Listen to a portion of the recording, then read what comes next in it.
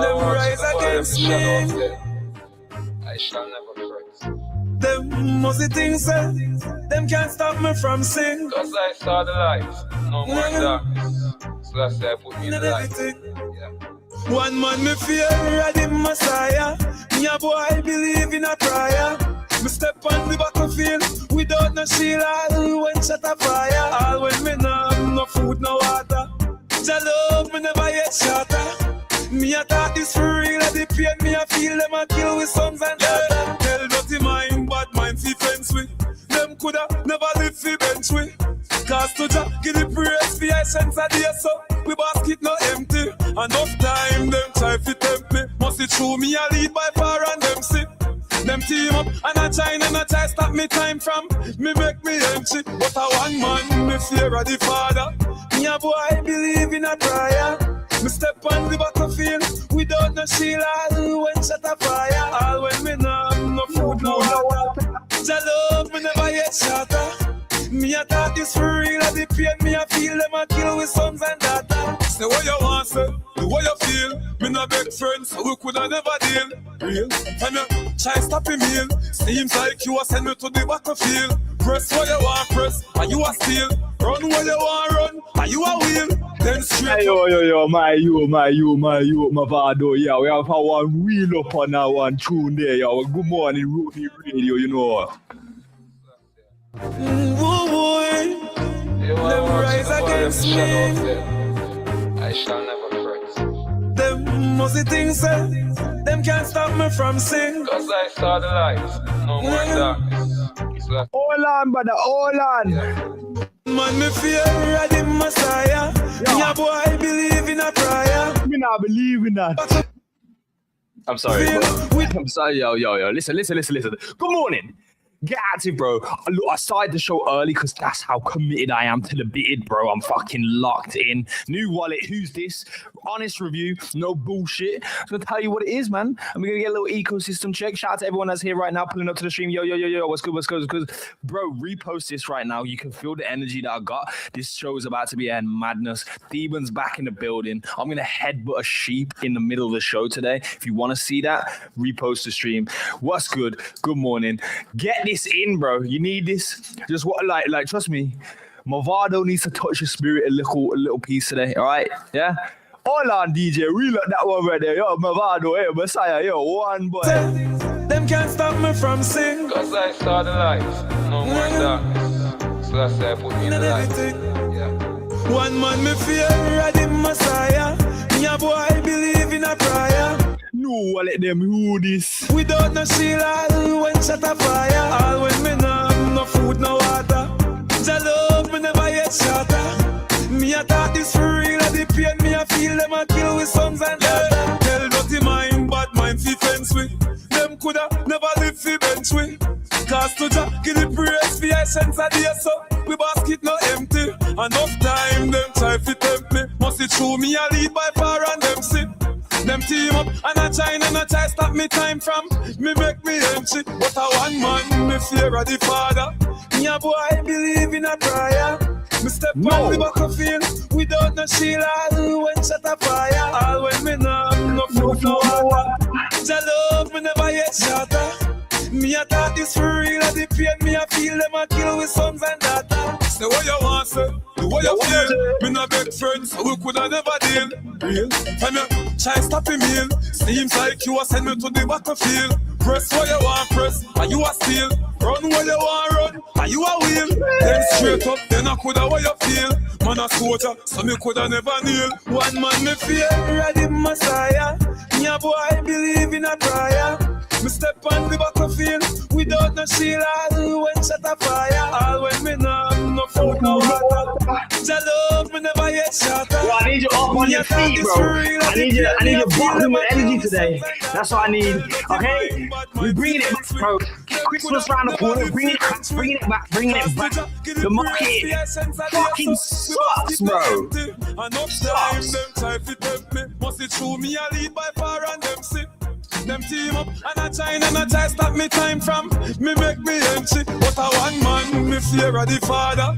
Me a boy believe in a prayer.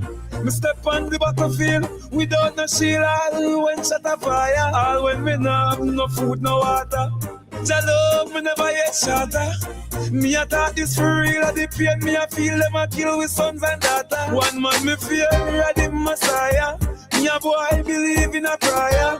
Me step on the battlefield without no shield. All when shot a fire. All when me no have no food, no water. Jah love me never yet shatter. Me a thought this for real. The pain me a feel them a kill with sons and daughters. Yeah. That one there, Movado, yo, that song of the day, bro, that got me up. That woke me up from my rise. I don't know what I'm saying, bro. Like that one there, right there, yeah, is what I drove to school with. I didn't go to school. I dropped a little girl off of school, okay? But we drove to school, banging that one. She's gonna go into a teacher's class today and say, "Hey, yo, pussy, I'm not doing no blood clot work." That's how it's gonna go down, man. Sometimes it's gotta be like that. Anyway, we're gonna keep it rocking on. All right. So my band comes to my father work 7 days a week. So hard work, it's easy for me, you see me? Never give up, I know what I mean to do, I hear that. Just go feel. Get a youth, unstoppable, run away a train. Everything fence, every lane. He a aim for the sky like plane. Them a pray for we fall like rain. Every man have a dream and a nightmare. Every day can't be the same. He a aim for the sky like plane. Them a pray for we fall like rain. From me a little youth, me tell myself me have a plan. Me want famous like Ninja Man. Me have a plan. Yo, good morning. Welcome to Ronin Radio. We are pulling up, bro. It is what it is. Early show, and I mean, it's not really an early show. I just never start before 9 a.m. and it's 9 a.m. and then we've been here for like fucking 7 minutes, mate. Good morning to you. Appreciate everyone that's coming through early dems. Yo, repost the stream. Let's get it shared out there. We got a new wallet, so I got to review it. Ghosty, I'm gonna be real with you. I cannot share your songs because they are just MP3 files right now. If I by the end of the show, I can probably upload a few into the actual media section of this stream, and then we can play them. But yeah, as of right now, I can't like just go ahead and wheel them up. But it's gonna be a good show today. You know why? Because that motherfucking man, that guy D-Ban is in the building, bro. So we're gonna have some good conversation, a little catch up. I don't know how much he knows of what's been happening recently. I don't know if he's checked the new wallet out. I'm going to give the review on the new wallet like firsthand. I looked at it a little bit yesterday, but I haven't like dove fully into everything. I haven't really noticed all the changes either. So we're going to look at that live today. We'll do an ecosystem check, make sure that we see and understand what's been happening, bro, because, you know, we've got Fableborn absolutely killing it. And Cambria is still doing well. We'll see how well those guys are doing and get an honest review from there. Also, market sentiment check it because yesterday was bloody. Yo, that shit was red as fuck. So we'll get a little look into that. We are just waiting for Mr. Stark to pull up in the building and we will start the show. But in the meantime, I will hold all of the Yardie Bashment reggae tunes that we were spinning up, all right? That was the bag I was in this morning, all right? I got the song of the day for you guys here. It is Sound Killer, all right? Sound Killer Part 2, Shy FX, Special Moss. This one's a little bit crazy. So turn your speakers up, ladies and gentlemen. We're gonna start the show pretty soon, but welcome to Ronin Radio. My song, we are the sound killer. Someone try to say my go get. Oh, I lied about putting away the Bashment Yardie stuff. Yeah, we're all the way there. We're blood clot, bro. A lot of some boy I go dead up tonight. A lot of some boy I go lose up them life, boy. A lot of some boy want to pick up the fire. A lot of some boy not go see you tonight, boy. You know why? Because Sound killer, We not see no sound where we sound afraid. Right round the world like the equator. Looking away, yes, them see the danger. Them see the operator around the changer. The operator spin like a helicopter. And many sound dead, many sound capture. And many sound boy get them skull fracture. And the big warship out at sea anchor. Oh no, watch it now, we roll out the war tanker. And no say we no pet, they no say we no pamper. Rap the casino, kill the banker. And chocolate factory and Willy Wonka. I the wanted man face up on the poster. A bag of dub plating and the hoster. We kill sound boy then check promoter. A lot of some boy I go dead tonight. Man so wait the town and tell the media. A lot of some boy I go lose up them life, boy. Champion sound touching the arena. A lot of some boy want to pitch up the fire. A lot of some boy not go see food tonight, boy. You know why? Because the dub plate connected to the changer. The changer connected to the mixer. The mixer connected to the amplifier. The amplifier connected to the speaker. The bass line a beat like a bazooka. From way up into the past straight to the future. So me no know how them to stop that sound, yeah. And them know say we there for shell that town, yeah. Sound killer. We not see no sound where we sound afraid. Right round the world like the equator. Looking away, yes, them see the danger. Them see the operator around the changer. The operator spin like a helicopter. And many sound dead, many sound capture. And many sound boy get them skull fracture. my sound we are the sound killer. Some try to say my go get murder. My sound we are the sound killer. A lot of some boy I go get tonight. A lot of some boy I go lose up them life. Gee, yo, Shy FX Sound Killer, bro. Add that one to the playlist there. I'm telling you. I'm gonna play one more song because I don't feel like fucking starting right now. So you know, that's it. That's the tea. Sip it, fucking put it in your pipe, smoke it, whatever the fuck you want to do. Next song wheeling up right now, Sheller Verse by the Military, Innerverse, Sammy Virgil, Flo Dan, a legend. Also, here's some news today, ladies and gentlemen. I'll be the only human being. Everyone else is a bot. They are not real people. They don't have cameras. So that's the tea, bro. That's reality. With the tea is reality. So it's gonna be a mad thing when me get. It's gonna be a mad thing when me get active a Sheller Verse. Sound like the Military leather verse. With him, you know I got hella verse. It's gonna be a mad thing when me get active a Sheller Verse. Sound like the Military leather verse. With him, you know I got hella verse. Wheel up that, pull up that, pull up that. Run that again, road boy. Pull up that, pull up that. Run that again, road boy. Bro, he told me to pull it up. It's gonna be a mad thing when me get active a Sheller Verse. Sound like the Military leather verse.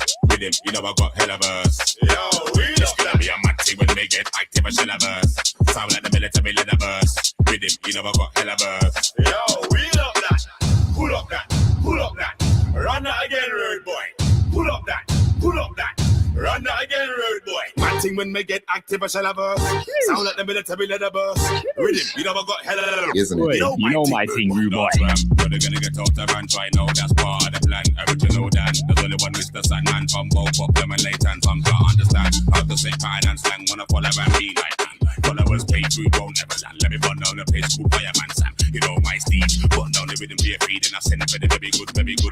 And what's whether they set the mind free is a must do in times like these. Be a technique, night boot them and leveling. That's something that you're never gonna see. I stand up on a stage show at 3 o'clock, everything but now by 5:03. Lightning. I saw me say the levels on the hype thing. The rebels them are getting excited. I saw me like it, no compromising. The boy them said they wanna stop man fighting. Right up the levels on the hype thing. The rebels them are getting excited. I saw me like it, no compromising. The boy them said they wanna stop man. My team when me get active a Sheller Verse. Sound like the Military leather verse. With him, you know I got hella verse. It's gonna be a mad team when me get active a Sheller Verse. Sound like the Military leather verse. With him, you know I got hella verse. Wheel up that, pull up that, pull up that. Run that again, road boy. Pull up that, pull up that. Run that again, road boy. Man thing when me get active, I shall have burst. Sound like the military leather burst. Rhythm, you never got hella. Isn't it? You know my thing, rude boy. Yeah. And I ain't done yet. Every little burst, every cough, table stop turning when everything says. So when I'm putting in work, when I ramp, when I pen, when I need my jack, microphone ready when I step, man, slap when your DJ set. We do it with attention. One less spot, ladies and gentlemen. That's never been said, now goes ever slightly. Every time when I fall, that's how you expect 16. Be a neck like needle inject. So wife and move when I accept any kind of event. That's money go spend. Get energy, bro. To the raid, when we get active, I shall have us. Sound like the military leather burst. Welcome, fam. It's time, man. Yo, good morning, sir. I don't know What's what time good? of day it is for you. I don't know, but yo, I'm glad you're here, brother. What's going on, man? Yeah, man. You know what it is. Always good to be here. It's 6 p.m. out here, man. 6 p.m. Oh, okay. Yeah. You had a day. How's it going? Yeah, it's good. How's the mic, though? Is it all right? Yeah. Sounding crisp. We still, we've moved up in the world, but we still haven't got an official mic for Mr. Demon over there. We need to get you a short travel mic. You travel with, right? So No, I need to. So yeah, I got another place I'm going to tomorrow. Then after that, I can order, all the stuff that I need and settle in and all that. So. Yeah. Okay. Well, we're gonna bring through our guest of today. Is a legend in the game. You guys know him. You love him. But before that, check this out.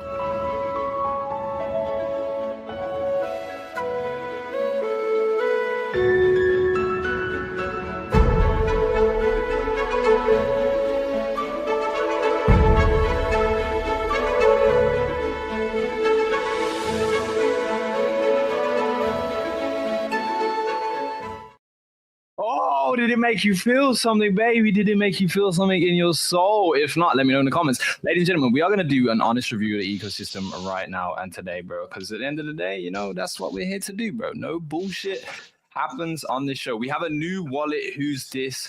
And we have our always loyal legend in the game, Mr. Stark. Hello. That's your cue to speak, Stark. Hello. Good morning.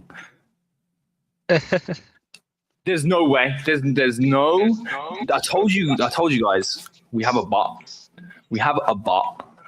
Oh gosh! Every time Demon shows up, Kyra wants to come on the show. It is what it is. I'm never mad. Oh my God. I am never mad at Kyra wanting to be on the show. So, Sir, can you hear me now? oh, can you hear me now? Good morning, sir. Good afternoon. Beat bop. Yeah, the wrong mic was selected. My bad. How's it going?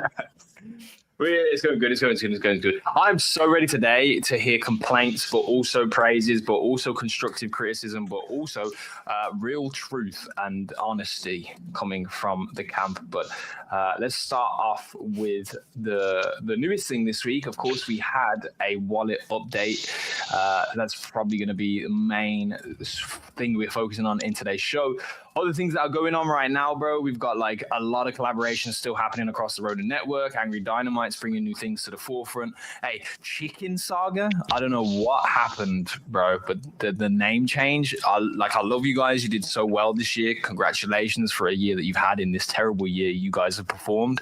But Chicken Saga, I despise that name. I'm just gonna put it out. Yeah, there. but you know why though, right? It's like you call it Sabang Saga, like no one really understands what it is apart from Yeah, but it sounds right. Cool. It's like fucking get to know, bro. You wanna. I mean, I'd rather they call it Cock Saga, but then it wouldn't be very good for anybody, the young guns out there, right? Like parents out there. Yeah. Are you winning, son? Yeah, Dad, I'm just playing Cock Saga out here, bro. Let's fucking go. But to be fair, though, make they built make their... sure you pronounce Saga well and don't say sucker like Gila just did. Saga. Yeah. Cock Saga. Oh. Yeah. Yo, Cock Saga. Oh my God, Cock Saga's good. Honestly, I think that would sell way better. Also, Well, to be fair, go on. they built their brand around it anyway, right? So they might as well just go all in and just call it Cock Saga. Yeah, now they're getting whiskey dick out here, bro. Go hard, fucking go home, bro. Cambria doing well. We've seen a lot of fucking movement happening there. Over like 2.8 million run been spent since the season started, which is just over a week ago now. I thought you were going to say that's just about $3. Yeah, that's about like $4.95 at this moment. Doing really great. Let's bring through legend himself. Kara's in the building, bro. Let's get him on stage. Good morning, sir. Gila, can you set up my camera properly, man? What are you doing? Wait, how come I can't hear you guys? How come every time I join the show, I can't freaking hear you guys? You got to change your audio setting. Okay, you can't hear us to hear that, but yeah, you guys can let me know in the comments. Okay, here we go. Steven, why are you sideways? I don't know, bro. Can you fix it? Bro. Wait, Wait, why does Stark sound like he's in the bathroom? What's going on? Because he always is. He streams from the Can you bathroom. not- He's always on Can the you not? toilet Are seat. you just saying that, or does it sound like shit? No, I can hear the reverb on your mic. It literally sounds like you're in the shower talking to us. I'm in a regular room. I don't know. Yeah. Maybe know what to do. put some furniture in there so it's not just a blank room with 4 white walls, bro. Yeah. I've got more furniture in here than Gila has. He has a little tree. That's all. Yeah. Well, I mean, I got a good mic. You that room, like we've said it so many times. Stark basically has a computer room that is like Harry Potter's bedroom. Yeah, it's on my the broom stairs. closet. Nice. Oh, Hey, that's yeah. convenient. Well, hello, boys. I figured I have been entrenched in a lot of these games for the past couple of weeks, so I could give you some insight on some of the topics. So, Hell yeah. I'd love to get into the conversation about how Fableborn is performing for you guys and like the guild and stuff like that for sure. There's a lot of we'll interesting start info there. right at the beginning with the wallet because that's brand new. Demon, have you checked out the wallet? Have you used it? Have you seen? Do you Yeah, I know just saw it. I did not use it, but I did see it. I mean, I like the old one better, but that's Yeah. maybe because that's what I'm used to. Mhm. Wait, why am I echoing? I don't know. You It's just suck, brother. are you the only? Or, wait, does anyone else hear an echo, or is it only him? It's a slight. Chat, let us echo. know I if hear a you're slight one. I prefer the previous one as well. I know I'm always a stickler for details, but I don't like that the refresh button for your balance and your tokens is one more click away, because every time you receive a token or you send a token, it doesn't auto update. So let's say I claim SLP and I want to send it to my scholars. I have to click the 3 little dots, refresh list, and do it again if it hasn't arrived yet, and then do that. I will say the one thing that I saw this morning when I used it that is something that I've been begging for a very long time is the ability to search for a specific wallet, and you can now do that. Because as a power user with a lot of wallets, it's very annoying to try to find one. I did but not notice that. Very beautiful. That yeah, is beautiful. it's great. But the problem is when you have a lot of wallets, the app loads horribly slow. So it actually doesn't change anything. So it works. It works for people who have 3 wallets and can see them all on the screen Okay, anyway. hang on. Can we solve this echo Wait, so- vibration whatever thing before we keep For talking? me, I hear it. From me, I hear it Stark. It's But- yeah. It can be from me because I'm hearing it as well. Well, then like Demon, turn your audio down on your headset. I genuinely think it's Is it yours because mine? your mic is picking. I'm muted and I still heard it. So I'm gonna mute myself and let's see if we still hear it. Hang on. Welcome to Ronin Radio, ladies and gentlemen. wait. Hey, Do we hear oh, it's it? gone. It's Hey, stuck. It was Hey, stuck. it's gone. It's Okay, so dark. Stark, just mute your mic when you're not talking. But what's different? I haven't touched a single thing. I don't know. Maybe I don't know. Maybe you have your Blah, blah, blah, other blah. speaker playing the audio I right don't have next to your speakers. mic. I don't know. I don't know. Just Cool. mute See, when you're not guys, talking. Gila It'll just fix it. takes- It's fine. He's just looking for that one chance where I slip up. You know what I'm Ain't saying? gonna He's happen. always looking for it. No. It made sense that like you just were blaring the sound of our voices through that headset, and your mic was so close to it that it was just picking it up. Right? I just that was it. That's all I drew. Basically, he was saying your mic is ass, and so he thought it was you. Yeah, basically. That's the bottom line. Yeah, that was true. But Stark, you're the culprit, mate. It's fucking figure it out, man. I don't know how you did it, but you did it. And the world is watching. So Okay, cool. the whole fucking world. All right.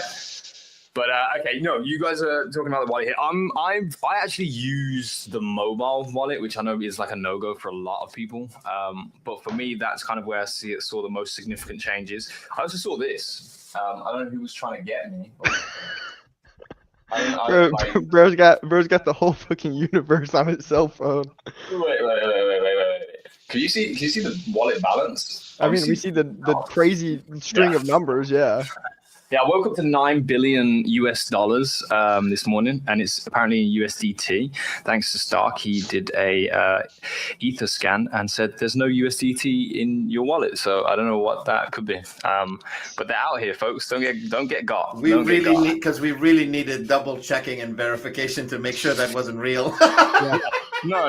Because of course, like $9 billion was legitimately going to show up. The only person that could have sent you that by mistake is Coco Bear, and even he doesn't have $9 billion these days. I'm really curious on, like, from a technical perspective, how come this kind of stuff is happening so much more on Ronin versus other chains? I'm not smart enough to know the answer here, but we're the only one with real users.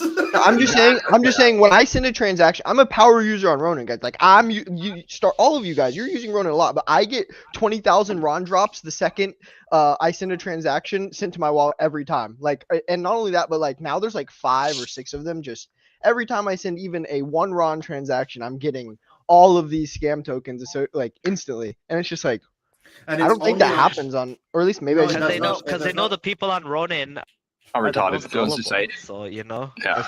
Okay. No, we don't need to go on that subject. I say gullible as in, like, you know, maybe they're considered easy targets, right? So it's more of an educational thing than anything else, and like people on Ronin are also active, right? With their the wallet should just automatically hide that stuff from all of your stuff, even your activity, like everything. Like that's definitely something they should fix in the new update. Yeah, I definitely would like to see that. How do you define? You don't want. So that means you don't want any activity if you receive an NFT, you don't want to know about it. No, I'd like to know. Like it should have an auto filter on like what's legit and what's not. Like Rabby does that. I mean, Rabby does that for everything. You can, it even. So if you import your Ronin seed phrase into Rabby, do the same scams not show up? It auto filters all the scams, so you don't see anything of it. And on the Ronin ever about to well? find it, what on like the wallet? Yeah, because Rabby, I know a lot of people use. You don't Rabby use the instead wallet. of the Ronin wallet. If you use Rabby, you don't use the Ronin wallet. Yeah, but I'm saying no, the Ronin network on the Rabby wallet is what I'm saying. It filters all the scams that we're seeing. I don't use Rabby on Ronin though, so I don't know. Okay. But interesting to test out. Overall, I think from my perspective, from what I've seen, there are some good changes, but I haven't used it enough to know everything. And then beyond that, the text looks weird, but maybe it's just the font. Used to it, so the font or the text looks weird. It's like you said, we're used to other stuff. So like I'll cover one thing, which is like a legitimate, more so than the others that are more nitpicky. Although the refresh list and stuff like that, I like the fact that it was 1 click away. I don't like the advertising for games in wallet. It makes it look scammy. It makes it look cheap, especially when it's pixelated tiny banners. It looks like a 2000 era website with pop-ups. Maybe that's what they're going for. Okay, great. Well, I mean, seriously, maybe that's what they're going for. Bro, when you look at MetaMask right now, the first thing under swap, the same thing. If you open MetaMask and Ronin wallet side by side, under buy, swap, send, receive, they have the same exact thing. They're made to be the same thing. Under it says "Say hello to Bitcoin, trade, manage, buy Bitcoin directly on MetaMask" with a banner, exactly like what Ronin's doing with games. Whoa, so they're just copy pasting and doing it with games instead.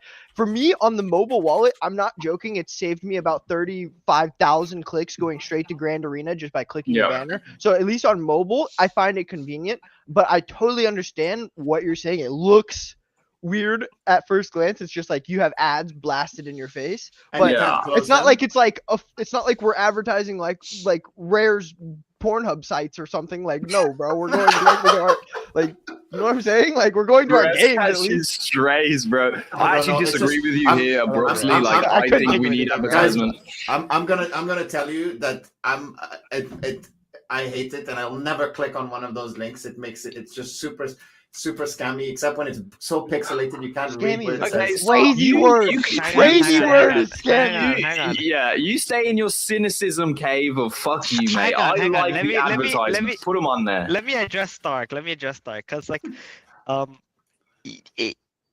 think it's not designed for people like you to begin with, Stark, right? It's designed for somebody else. It's designed for people who like are actually interested in like, are curious, right? You download the Ronin wallet. You don't know what to do after you download it, right? You don't know where to go. So now you have something within the Ronin wallet that's actually curated by the team. So it's actually extremely unlikely that any of those will be scams to begin with, right? As in like actual scams where, you know, they're trying to drain your wallet. It's more so like if you participate, maybe you might lose some money if you don't know what you're doing, but it's not like they're trying to drain your wallet, right? Yeah. So I guess it's just I don't think it's suited for specifically the fishing frenzy banner because it makes it look pixelated because you can barely read what it says. Also, We've got pixelated That's PTSD, okay. bro. If that was pixels, like, bro, what are we saying? Like, like, hey, I'm allowed to give a knee-jerk reaction of what I feel when I open that up and when I see it. Totally okay? understand. And then you've got everything below that criticism. is everything below that is scam transactions onto my wallet. So it's just like apart from my wallet balance, all I see is stuff I don't know. It's just not, in my opinion, it's just not an innovation. They're clearly copying and pasting from MetaMask, and I think that I don't know. Some people like it, some people hate it. Bro, at the end of the day, you got to have advertisement in the wallet. This is a gaming chain. You want to get people into the games. If you're a new user and you get a wallet, you see these activities. Maybe it should just be a discover button right there, like the discover tab is right there or something. I don't know, but because I have used the discover tab so much more since. You guys are fucking tripping. Stark, you fucking tripping. Yeah, maybe I'm with Gila on this one, and that's crazy to say. By the way, I'm with Gila on this one. I pay YouTube to not have ads. I pay on Twitter, and I pay the extra thing to not have ads. I would like, as a premium Ronin user, not to have fucking ads. So at least give me the option to get rid of that shit, and then I'll stop fucking complaining like it's the worst thing that happened to me all year. Actually, wait, hang on. Let's on MetaMask, you pay can close to remove it. That's a good way to get money. Yeah. I would pay to get rid of it. Money. I will pay to get rid of that shit.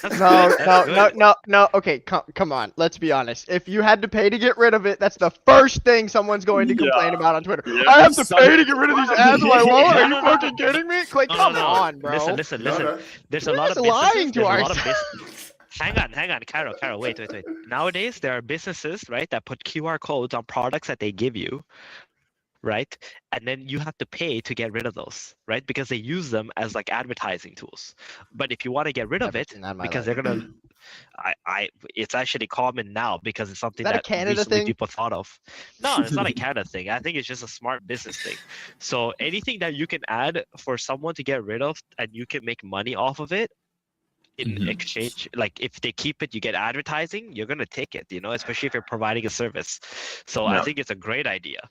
But this is something I was talking with G-Host about. Like, I mean, I don't think I articulated it quite well, and that's to the Ronin wallet, guys. Don't remove it. You can add an X for us to click it away. Just make it pop up every time you open it, so you have to click the X or whatever. That's a good compromise. So you can close the ad. Don't listen to this stupid shit. All right, go ahead. Sorry. I was just saying, I don't think I articulated it so well, but like the wallet is going to be for me the epicenter of the Ronin network. Like users and people coming through there, that's going to be their home. I think advertisement absolutely makes sense. I agree with what Kara's saying. Keep that in there. Don't do anything. If you want to have paid features to get rid of advertisements, and Stark is part of our representation of aristocracy. Shout out to the French. Right? You know, so like we're cool with that. It's okay. That's okay. But like I do believe that like personalization of the wallet potentially is a business model, so that people can have the wallet that they want, and we have a plethora of features that people can add to the wallet, accentuate the wallet. Maybe somebody has a premium wallet which comes with additional features. Those are things that we could potentially look at. But as far as advertisement goes, I think it needs to be in there. If you're getting new users in, you want to fast track them to activations that you want them to experience. And maybe they were brought here because of Fableborn, and then when they get in the wallet, they see a Fableborn advertisement. They click on that, it opens up the hub of assets they can buy in Fableborn or to the Fableborn website officially. These are great ways to protect users anyway. So I think we can move on from that. The wallet is cool. I've seen a lot of updates that I do like. The font is a thing I have seen you guys speak about as a community. Maybe like optionalities. This is what I'm saying with the personalization of the wallet. Arguably is where we go, because I think what's going to happen is eventually people will get tired of the fact that like it's just okay, we've changed it. This is your wallet now, right? I think people will eventually want some kind of levers of control in that field. If the wallet becomes such a personal tool in this network and in this ecosystem and industry. So, but I love the wallet. Impressed. I don't know about you guys, but I've always loved the Ronin wallet. If it was faster, it used to be lightning fast. There was a time where it took no time to load between wallets or anything like that. I miss those days so much, because I have, like, when I go and do Homeland claims, it literally takes me 8 hours to claim everything between all of our accounts. Like, I don't know what caused it, but I agree. Like I used to miss the day where every single click in the Ronin wallet was instant, and now every single click takes like that extra like a half a second, and when you're clicking it like 100 times a day, it just feels like you're the overall. Now, also, I've noticed, by the way, I've noticed, Cairo, that if you disable, like, basically the more networks you have enabled, the slower it is. So it might not cut it down to 0, but if you have Ethereum, Binance, Arbitrum, it's better to disable them all. But if you're going to do only Ronin stuff for a segment of the time. Smart. Yeah, there you go. Well, talking about power users and lots of transactions and managing things, let's talk about it, Cairo. How are you guys doing at Mark of the Zeal? How's things going over there with guilds and gaming, of course? Yeah, dude, this past 2 weeks has been insane. Like, we have had nothing to do but our just usual to-do list every day for like what feels like a year, and then out of nowhere, we start with the Fishing Frenzy TGE and then go into Fableborn and Cambria's launch. And right now, for Fableborn specifically, this is our main focus, just because we have a gigantic vested interest in doing good in this game and you know, seeing what's happening here. We're currently number 1 in the guilds by over 100,000 glory, which every day we're extending our lead a little bit more and more. We're currently poised to take a little over 10% of the prize pool in just the top guild. But yeah, overall, it's been an insane experience competing in this. So first, I think one thing I'll say is I think Theban, if you would have played this game, you would have brought home thousands of dollars in the past 2 events. We have people that have been in my guild for like 2 years, and they had never played Fableborn until the other day. I spent like $200 to help them get boosted. They spent some of their own money to upgrade their stuff, and in the past 2 premium events alone, they've made like over $5,000 just them, and it's insane. Like it's that's from 2-3 day events, so 6 days of work, and they've made over $5,000 just playing the game. And like, that's not even counting the airdrop that they'll get from their glory points at the end of the season, which they're getting like 70% from in our guild. And so like, these people for this first season, like players, if you're good, skilled, playing and competing, you're making a shitload of money, like a shitload. And like in the last event alone, we took we took like 8 or 9 out of the top 10 spots in the premium event, and we took home like 60,000 RON just between those guys, and the total prize pool is like 120k RON. And then if you go down like the top 50 of everybody that got paid, we were like over 55% of that between our 2 guilds. So like, crazy prize pools for these events, and we're absolutely dominating. Like the guild alone is super active. We've gained like over 400 members in the past like 3 weeks in the guild. Beyond that, we had over 3,000 applications between the 2 guilds. We have people joining every day asking to join.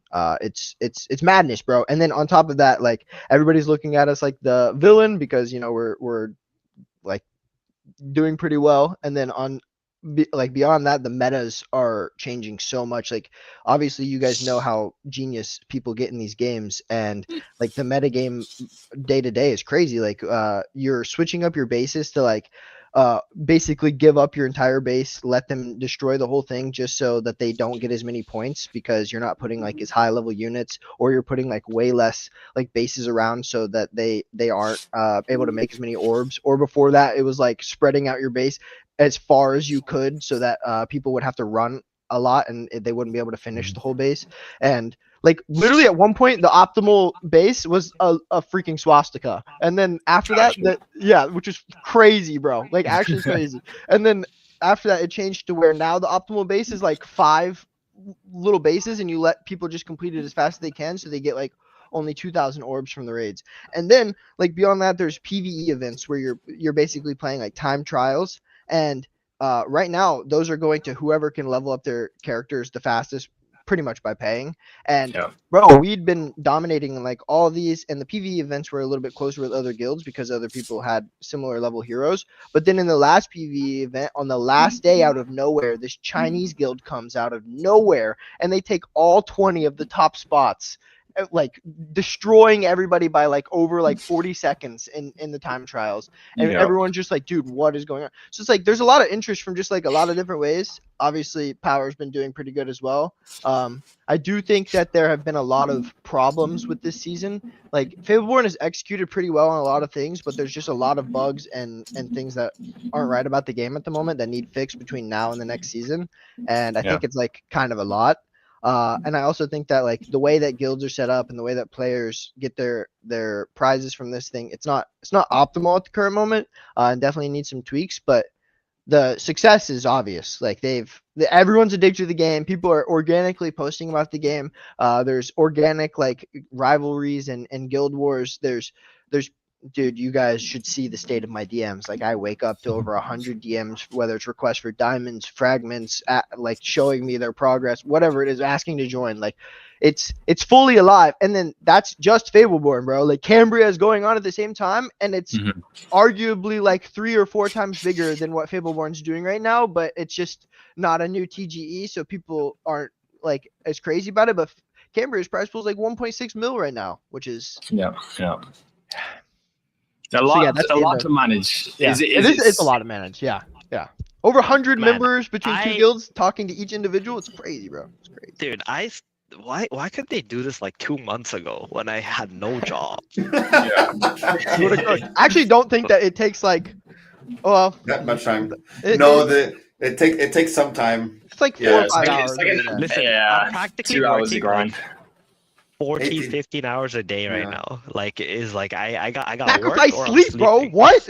It's grind season. Come on, be a champion. No. Listen. I'm already sacrificing sleep for my family. All right. So there's nothing left to give.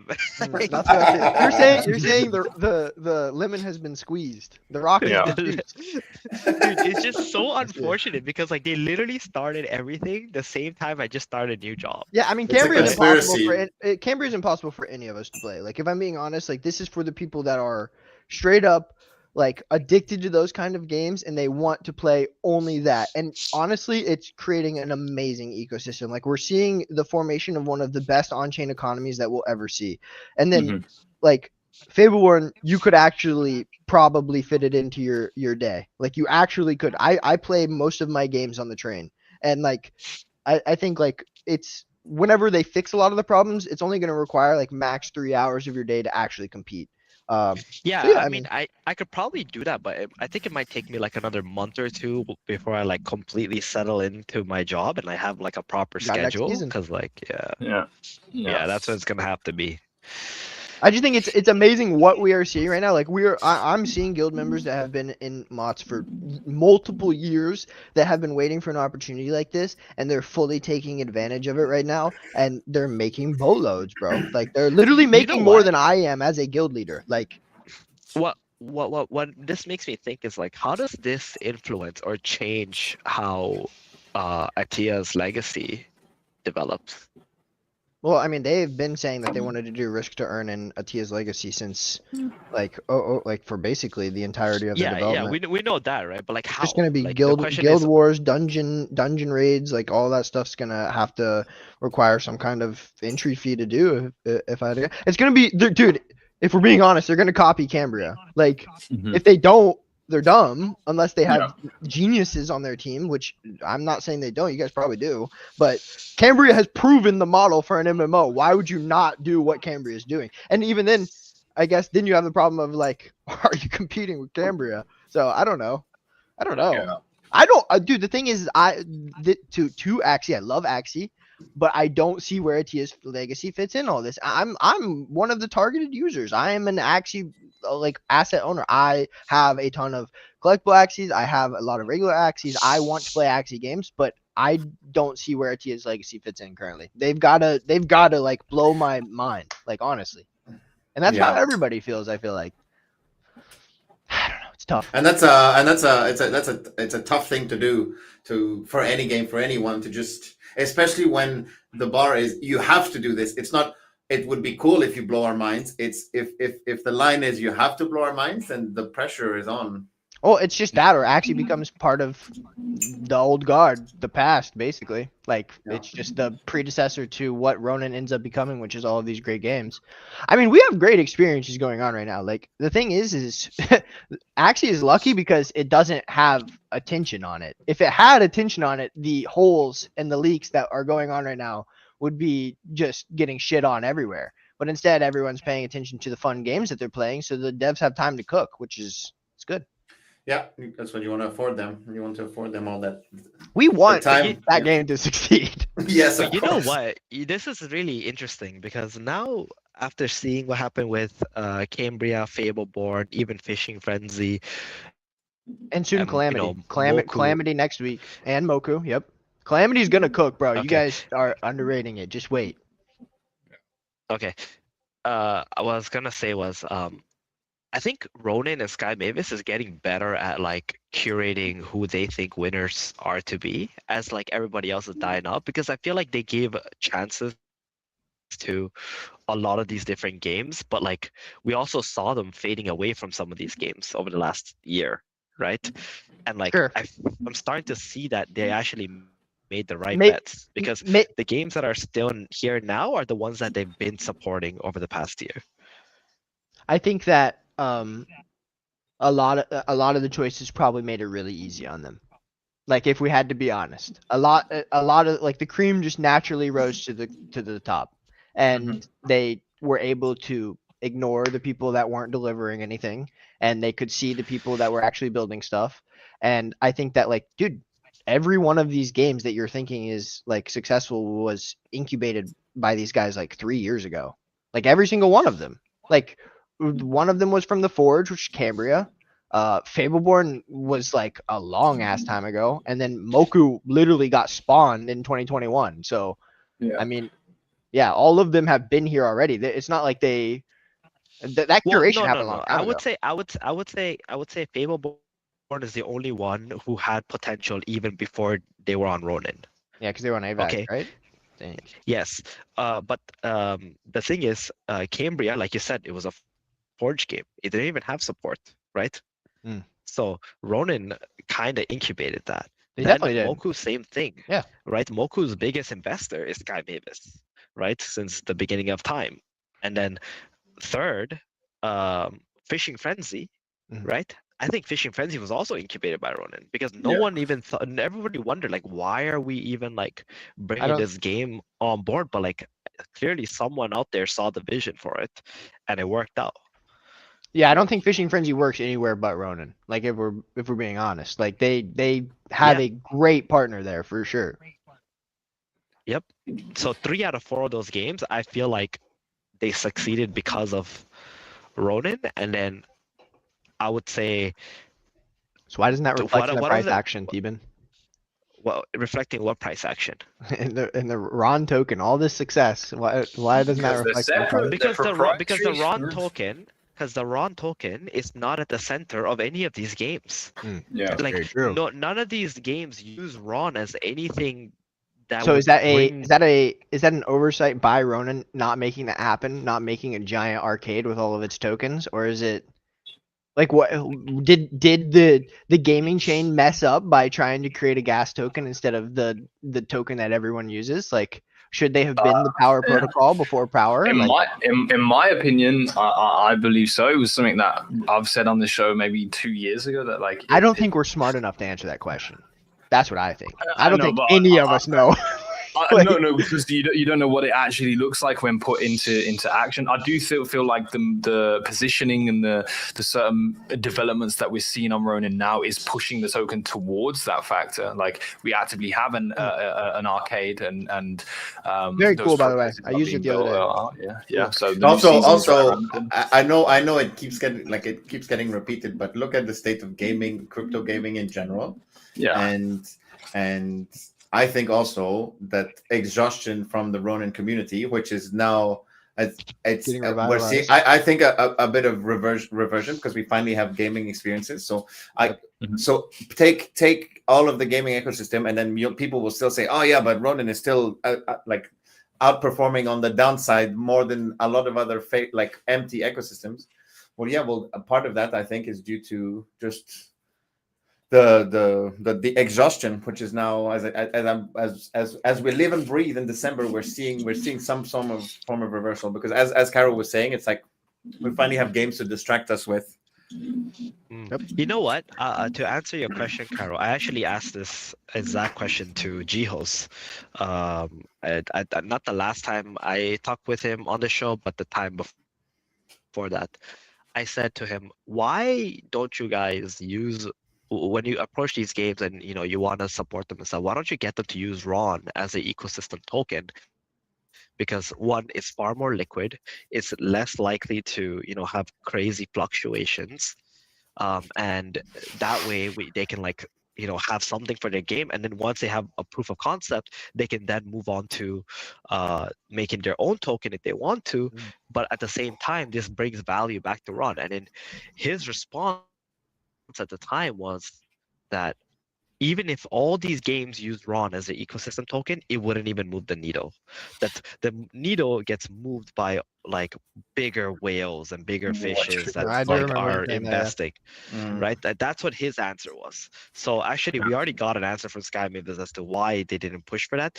I still personally believe that it is better to use Ron as the ecosystem token in the beginning instead of having these like launches that just end up being freaking awful, right? But at least now with Fishing Frenzy and with Power, we're seeing a little bit more stability, I want to say, right? Maybe not the market cap everybody dreams of, but has potential to reach those market caps because we're starting off this low and still people are interested in it. Fable1 is also using Ron, by the way. Yeah, I don't know if that's intended long term, but in the event that I won the other day for top 50, I got 1100 Ron.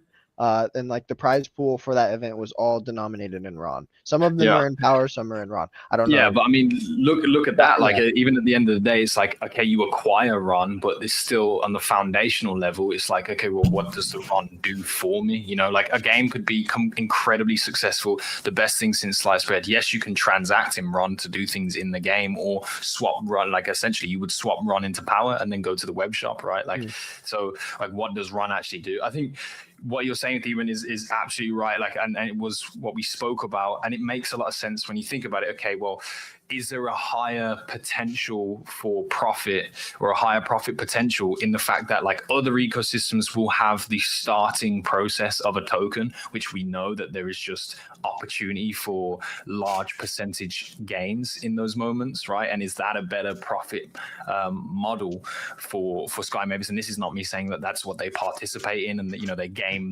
that process, but there is a lot of potential for more upside in that process. But like you said, I think they should implement it anyway, because then it becomes a foundational thing. Yes, it wouldn't move the needle now because look at it. We have 3 successful games, which if we were to be completely honest about the revenue generation of all 3 of those games, it isn't the money that's going to move this needle for sure. But if the vision is true and where you're trying to go is true, if we multiply those 3 games by 10 and then by 100 in a few years time, decade time, then there could be something actually moving a needle with the Ronin token in that manner, if it is at the epicenter of all of these gaming ecosystems. But we've also had the conversation about how volatile and delicate that situation could be, because imagine the capitulation of certain games and economies, and if they're all based around Ron, one is so hugely successful and it is like causing tension and interaction with the token that affects the entire economy of a different game, and they are now tethered through the token itself. So it's very, very complicated. I think you're right, Cairo. None of us are really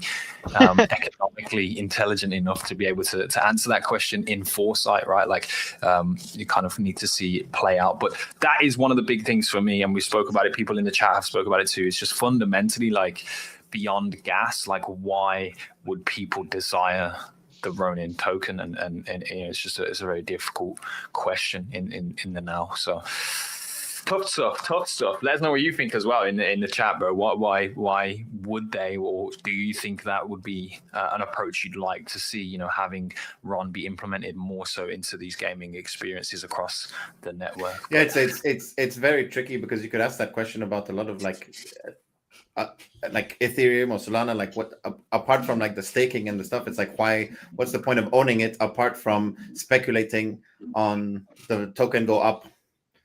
Right, you have ETH for gas, obviously, and then buying stuff. But so we'll see. I think it certainly can't hurt to have a few successful games finally playable and running and going, and seeing how that goes for a few months. I have an idea. Let's go. Here we go. Let him cook. They should create 8,000 Ronin kingdoms that allow you to stake Ron in these kingdoms. Just kidding. Yeah, I'm glad Stark gets the joke, because I have 800 Fable-born kingdoms and I can only take 4 of them right now because power is so fucking expensive. So 796 of them are sitting there unstaked, and I just want to freaking kill myself. But all right, carry on. Next up. I wondered where when you said kingdoms, I was like, sell some of your kingdoms and buy power then. Because the value of the kingdoms has already collapsed a little bit, because it's not worth selling at the moment. I already have a bunch of primordials where we'll get power drip over the next like 6 months, so like we'll end up staking a lot of them anyways, and we're winning everything in the guilds, so get a lot of power. And he's still getting a decent share of the staking kingdom things, because everybody's handicapped in the same way. Yeah, basically everyone's in my position where they all need power for their kingdoms and they can't get it because it's too expensive. So he would, if he did that, he would just be paying more to win a little more. So it's better to, right? Gilo, what's on the agenda still? Up today, fuck all, mate. Fucking nothing, bro. Let's talk about Cambria and Calamity. So we have Cambria going on right now, where it's clear that this has created its own sub community that is not part of the general Web3 gaming crowd. Like this, it's the first game that we've seen in a while that is attracting people from everywhere. Like Fableborn's starting to as well, but Cambria is literally, it's created its own bubble. And that to me is a really good sign. I think they are doing a lot of really good things, and after Gold Rush ends, Islands and Island off-season gameplay is supposed to be coming, and if that is a hit too, they have everything. What are we seeing? Is this AI or is bro in the future? Wow, nice room. Literally in the what the hell? That actually looks so fucking fake. What is happening? Hey, it looks like AI. Wait. No, Steven, we don't want to fucking see your full face, mate. You're a beautiful man, but like, are you retarded? What the fuck do you mean AI? Guys, this is 10,000 Ron to rent this room for one day. Fucking retarded. Yeah, 20,000 Ron if you want Steven in the room as well when you rent it. Yeah. There's a premium on that shit, bro. Wait, where you at? Let us know. Let us in. 2.6 million Ron spent. No. That's Wait, crazy. We will get back to the Gold Rush Season 3 stats, but like, Steven, what is that room that you're in? Is this just like an addition to the other part of the hotel room? Where the fuck are you? So this is actually a mini library in here. Oh, okay. This is not even the primary library. Oh, there's two libraries. There's two, of course. Yeah. You read any books in there, or you just fucking jacking off in there. Oh, I just came in here to get on the freaking call, you ass. Yeah. All right, let's go back to season 3 Gold Rush. Yeah, 2.6 million Ron spent in game, which is a total. Well, it's not. This isn't just proprietary to Ron, because of course, 15 cents times 2.6 million does not equal 1.6 million. So the in-game total spend is 1.6 million at this moment, 1.7 pretty much in a week and 3 days is fucking promising. It is I promising. can't believe you guys thought it was AI. I'm still No, it did baffled look by fake. that. It did look fake when you turned the camera on. It did look weird. Your camera just looked weird in the I don't know, the back lens. But yeah, this is insane. 40K players, 1.7 million dollars total in-game spent, and 2.64 million Ron spent. It's insane, bro. And like, I like when we see the end up, like if they show earnings breakdowns, it's gonna be wild. I bet some of the top guilds are absolutely cashing out. And I know the spend on some of these top guilds is crazy because I haven't been able to run my Cambria guild. I've had guild leaders within our guild step up and run it, and some of them have alts that are like in other guilds. And bro, the spend that some of these guys do on their top players is like many hundreds of dollars per day, and they're probably doing that across many players. And it's just like people are degenning in this game. I don't know. It's beautiful. It's beautiful to see, man. They have such an intricate economy where people are spending like so much money on just like cosmetics and other things in the game, or just items to use during the season to like increase their yield. Like what I love the most about the risk to earn thing is also that the numbers are as real as they'll get in gaming or in Web3 gaming, right? Because if you're spending Ron, if you're risking Ron, you're less likely to be a bot than anywhere else in the ecosystem. And so it's why is that, Star? Can you explain that point? No, what I'm saying, unless bots are beating all the Cambria pros, but then in that case we've got another problem. Somebody secretly trained their Mokis to, like my Moki. I have one of my Mokis who's rank 8,000. Maybe he's just playing Cambria instead of playing Grand Arena. I don't know. maybe Achilles fucked up some of the lines of code, and then they just decided to go play the other fun Web3 games. He said, "This training shit's boring. I'm gonna go play." Yeah. Akil said, "Don't talk shit about your Moki, but what's going on, Akil, man?" Of course, Akil is in chat, so I can say that. Yeah. Well, I mean, they're doing really well. You're right, Kyra. It is like a sub-community in itself, but yeah, they're completely dedicated to the game. It is interesting to see. I think that's absolutely one of the key factors of MMOs and that style of game working, where like you fucking have so many degenerates dedicating literally 24 hours to this, and they're building their own. Oh, and like, guild grants that happened. Like that was a sick thing that happened this season. Wait, what happened? So what grants? Ronin, and so Fableborn did one with collaboration with Ronin, and then Cambria did one in collaboration with Ronin, where a guild could sign up on the forum and get approved for a grant. And Cambria, our guild got 750 USD to like start our guild and get everybody set up to play.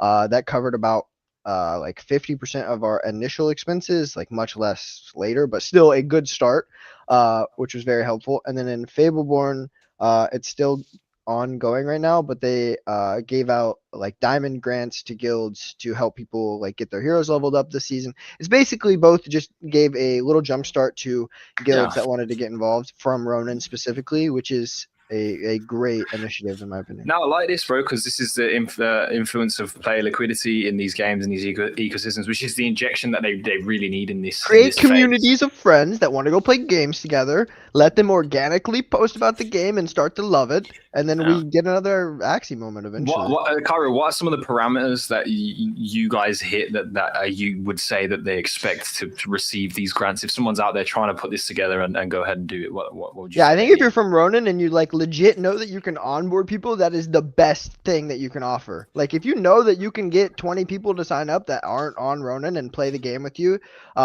like if you can prove that you can reliably get them onboarded, teach them, and they might become users and spenders in the ecosystem, that's the best thing that you could do for Ronin. So that's what I would apply with like in mind of, because like trying to be a competitive guild that's going to go and play super high in your first season of running a guild is just so unlikely. So like try to get as close to break even as you can, onboard people, and like that's your way of starting your own sub community right there. Yeah, facts. All right, get it done. Yo, if you're interested in making a guild, you can go ahead and get started, bro. Now is an opportunistic time more than ever. What tweet are we looking at? The one start did. Oh, he did. Here we go. Oh, we getting spicy. Okay, shout out to Cloud White, bro. Gone absolutely ghost recently, but here is a post that happened just today, this morning. Co-branding in Web3 isn't as complicated as you think. Why does Doodles make Arizona iced tea or Pudgy Penguins make Care Bears? They are easily accessible, low-hanging fruit. There are dozens of brands like this that Axie Infinity could co-brand with. They simply refuse to. Now, is this opinion or is it truth? I think this is opinion based off of evidence, because we have not yet, have we? You know, let's be real about that. We haven't. Do you think this is like? I mean, we all agree here. I'm going to say it just out from me. I think we should have been doing shit like this year at least at some point. And you know, we've done a clothing brand collaboration around the YGG Play Summit with, I don't know the name of the clothing brand. G-Host was rocking a t-shirt in our last show. If you want to go watch that, you can check it back on the YouTube or on our page. But he was wearing a shirt that was fucking fire, by the way. I want that shirt. But beyond clothing, these types of collaborations with known brands is definitely an IP entry that I think Axie really needs to start taking advantage of. I can't keep listening to this, bro. I can't. I'm gonna fucking explode. I'm just gonna explode, bro. Like, I'm actually gonna get tilted off the face of the earth if I hear any more of this. We need to start, bro. We need to start. What are you tilted by? What? It's just, bro. It's like, it's obvious. Like, it's obvious why Cloud White's mad. They dropped the ball completely, and they haven't even like, as far as I know, we haven't attempted to do anything on that front, and we have had ample time and ample leverage and ample money to do any kind of co-branding or getting the brand out there to the world. Like, bro, I don't know who is behind the brand management and marketing of Axie's IP as a whole. Whoever they are, I'm sure they're probably a great person, but they're probably not like, bro, if hire a woman that knows how to get stuff out there and get people's attention and let them go cook, bro. Like, we should be everywhere, like he's saying. And the fact that we're not. Did we try that with Kathleen? No, she wasn't brand manager. She wasn't brand manager. She was BD. That's completely different, bro. We need someone going out there and working with the brand. Before you keep popping off, buddy. All right. Let's think about what actually happened, right? So Axie blows up. 2021 Axie blows up, right? I mean, by the way, Psychout did mention on Twitter that, like, they've dropped the ball with not. That's obvious. IRL didn't even have to stuff tweet and all that. Yeah. Okay, we don't need an admission to that. Why the fuck are we don't keep? tweet that. Hold on. That's retarded, because why do we keep emphasizing the same shit over and over again when it's already been addressed? Is like, right. That's what I'm saying. I'm over it. Like, this is like Axie and getting brands out there. That idea, that ship is like, it's on a different planet at this point. So what does that mean? That means, for me, if we're gonna go down that line, then we stop talking about it. We can stop talking about it as an IP, because what IP, it doesn't have all of that stuff going. Is it? Like, I'm asking, is it like, dude, Stark, you're the only one that played Axie in the last, I don't know how many months. Like, wait, no, I played Classic yesterday. Hold on. Okay, sorry. Hold on. So let's actually think about why it happened, right? Because that will tell you, kind of fun, if they actually dropped the we ball play or not. Axie every day, so I don't even know what I'm saying. So in 2021, why did Axie actually blow up? Is it because of the IP, or is it because of, like, the game and the Ponzonomics of it? We all know the answer to this. Get to the point. Okay. This is what the conversation does with this topic. I agree with you. I agree with Gila. Like, we're going in circles, bro. Like we've done this how many times? That's what I'm saying. I'm tilted because, I'm dizzy, bro, obviously, we've dropped the ball. Like, that ship sailed. The new IP is here. We have other stuff that is more new, fresh, relevant. If Axie ever has a blow up moment, no, that is not true. There's no fucking new IP that is bigger than Axie to this day. I don't think There's bigger. still not. I said we have new promising IP, but you're right. There's no IP that's like super brandable that we have right now. I agree. None of these IPs have more than like a few hundred supporters. I agree. None agree. of them. So Axie what has are we way more. talking about? You're We right. got new IPs.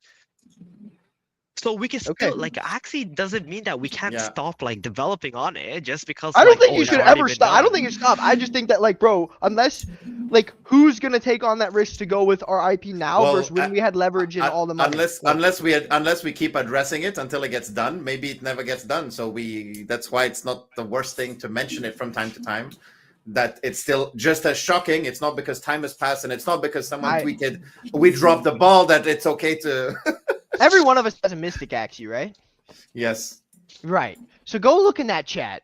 And I just dare you to scroll for like, I don't know, 5 minutes and see when the first time you find a message about how we aren't on any brands is. Like, bro, this stuff is repeated. It's a dead horse is what I'm getting at. That's why I'm tilted about it. Like, bro, it would be a miracle if we got anything good. Like, if we got a good collaboration, that would be a miracle. And if it happens, that's sick. But, like, it should have happened years ago. And, yeah, it should have happened years ago. Agreed. Okay. Like how? When was the last time we had merch? When was the last time we had merch? No, I'm not done, bro. When was the last time we had merch? When was the last time we had merch? Actually, I get the merch at these events, but when was the last time it was the Christmas, like what? Was that 2 years ago? Yeah. 2 years ago, we had figurines. I'm still waiting for my Christmas merch. He hasn't received his Christmas merch. That's unacceptable, crazy. bro. That's beyond crazy. Actually, Ronin Arcade Rewards took like a month and a half to get sent out, and they just got sent out the other day. So there's just been we got to figure out the logistics across. Somebody's got to dropping balls. No, but like we've had one Puffy plush, and then like we can't. Screw collaborations. We can't even do merch ourselves. Like we can't even do merch ourselves. So I don't like I don't know. Like he should be mad, bro. Like all of those guys should be mad about that specific issue. There's a lot of issues that the OGs get mad about that they probably aren't justified in, but like as far as dropping the ball on that kind of stuff and actually moving the IP forward, completely drop the ball.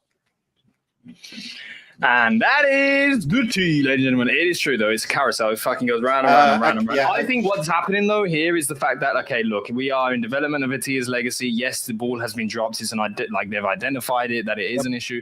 But now it's a timing thing. It's like, why would we start the wheels turning on that now when we don't actually, like, to be honest, like, launching these things, these products, it's a form of marketing. The point of marketing is a conversion. If there's nothing to convert them to and they don't feel that it's something that they want them, like it's an environment they want to convert people to right now, and that it's not the time to full push, I think they are readying the line so that the push is effective in the way that they want to push, and that would be my reasoning for why nothing is happening. That's probably right now. a good take. Probably a good take. And my take probably fucking sucks. And if you're the person that's hearing this and behind all this stuff and have been the one that I'm claiming to have dropped the ball, I apologize, and I'm sure you're a great person. But also, you dropped the ball. Angry Bread, if you just sent that link in chat, if you send it in the Ronin Radio chat, I can open it up. I don't know what it is yet, but we will. But hey, welcome. This is Ronin Radio, and for some fucking reason today you tuned in when I had a good take. So thank you for being here. It's history in the making. You had another good take at the start of the show. So. Clip it. He had another good take where I was like, God damn, that's a good way to close off an argument. Yeah, what the foundational run token? Yeah, bro, I'm fucking in my VAG. You guys in his bag? All right. I'm in my VAG today. Hey, so where do we go next, Gila? Where do we go next? Okay, it's gotta be Calamity. Or rubbing your nipples. Well, all right. Sorry, can we highlight before we go to Calamity? Can we highlight Akil's last comment, please? What did he say? A broken. Hey, can you bring it up on the screen? So I say, hey, my dad used to say even a blind squirrel finds a nut. So that's even worse. Hey, Killer looks like a squirrel too. That's crazy. Oh, yo, I'm gonna fucking end the show right now. Right. Akil, I love you, buddy, but you didn't have to do this one. You didn't have to do this one. Hey, scoot over a little bit to your right, so his message is it's centered in frame. There's your clip. Yeah. You didn't have to do it, bro. You didn't have to do it. I was actually right twice as well, and it's fucking bang on. I have another point to make, right? Like from all these games that we've seen so far, like they're all nice and they're all like doing something and they can build momentum and they can snowball into something. But to be honest, if we're really gonna make a comeback in this industry, and this is I genuinely believe this, I think it's gonna have to be Axie, and it doesn't have to be these card games or anything like that. And the reason why I say that is because like almost everybody who entered crypto during 2020 or 2018 or whatever, like they know of Axie and actually have touched something related to Axie. You have no idea how many crypto millionaires and a couple billionaires have actually like owned Axies.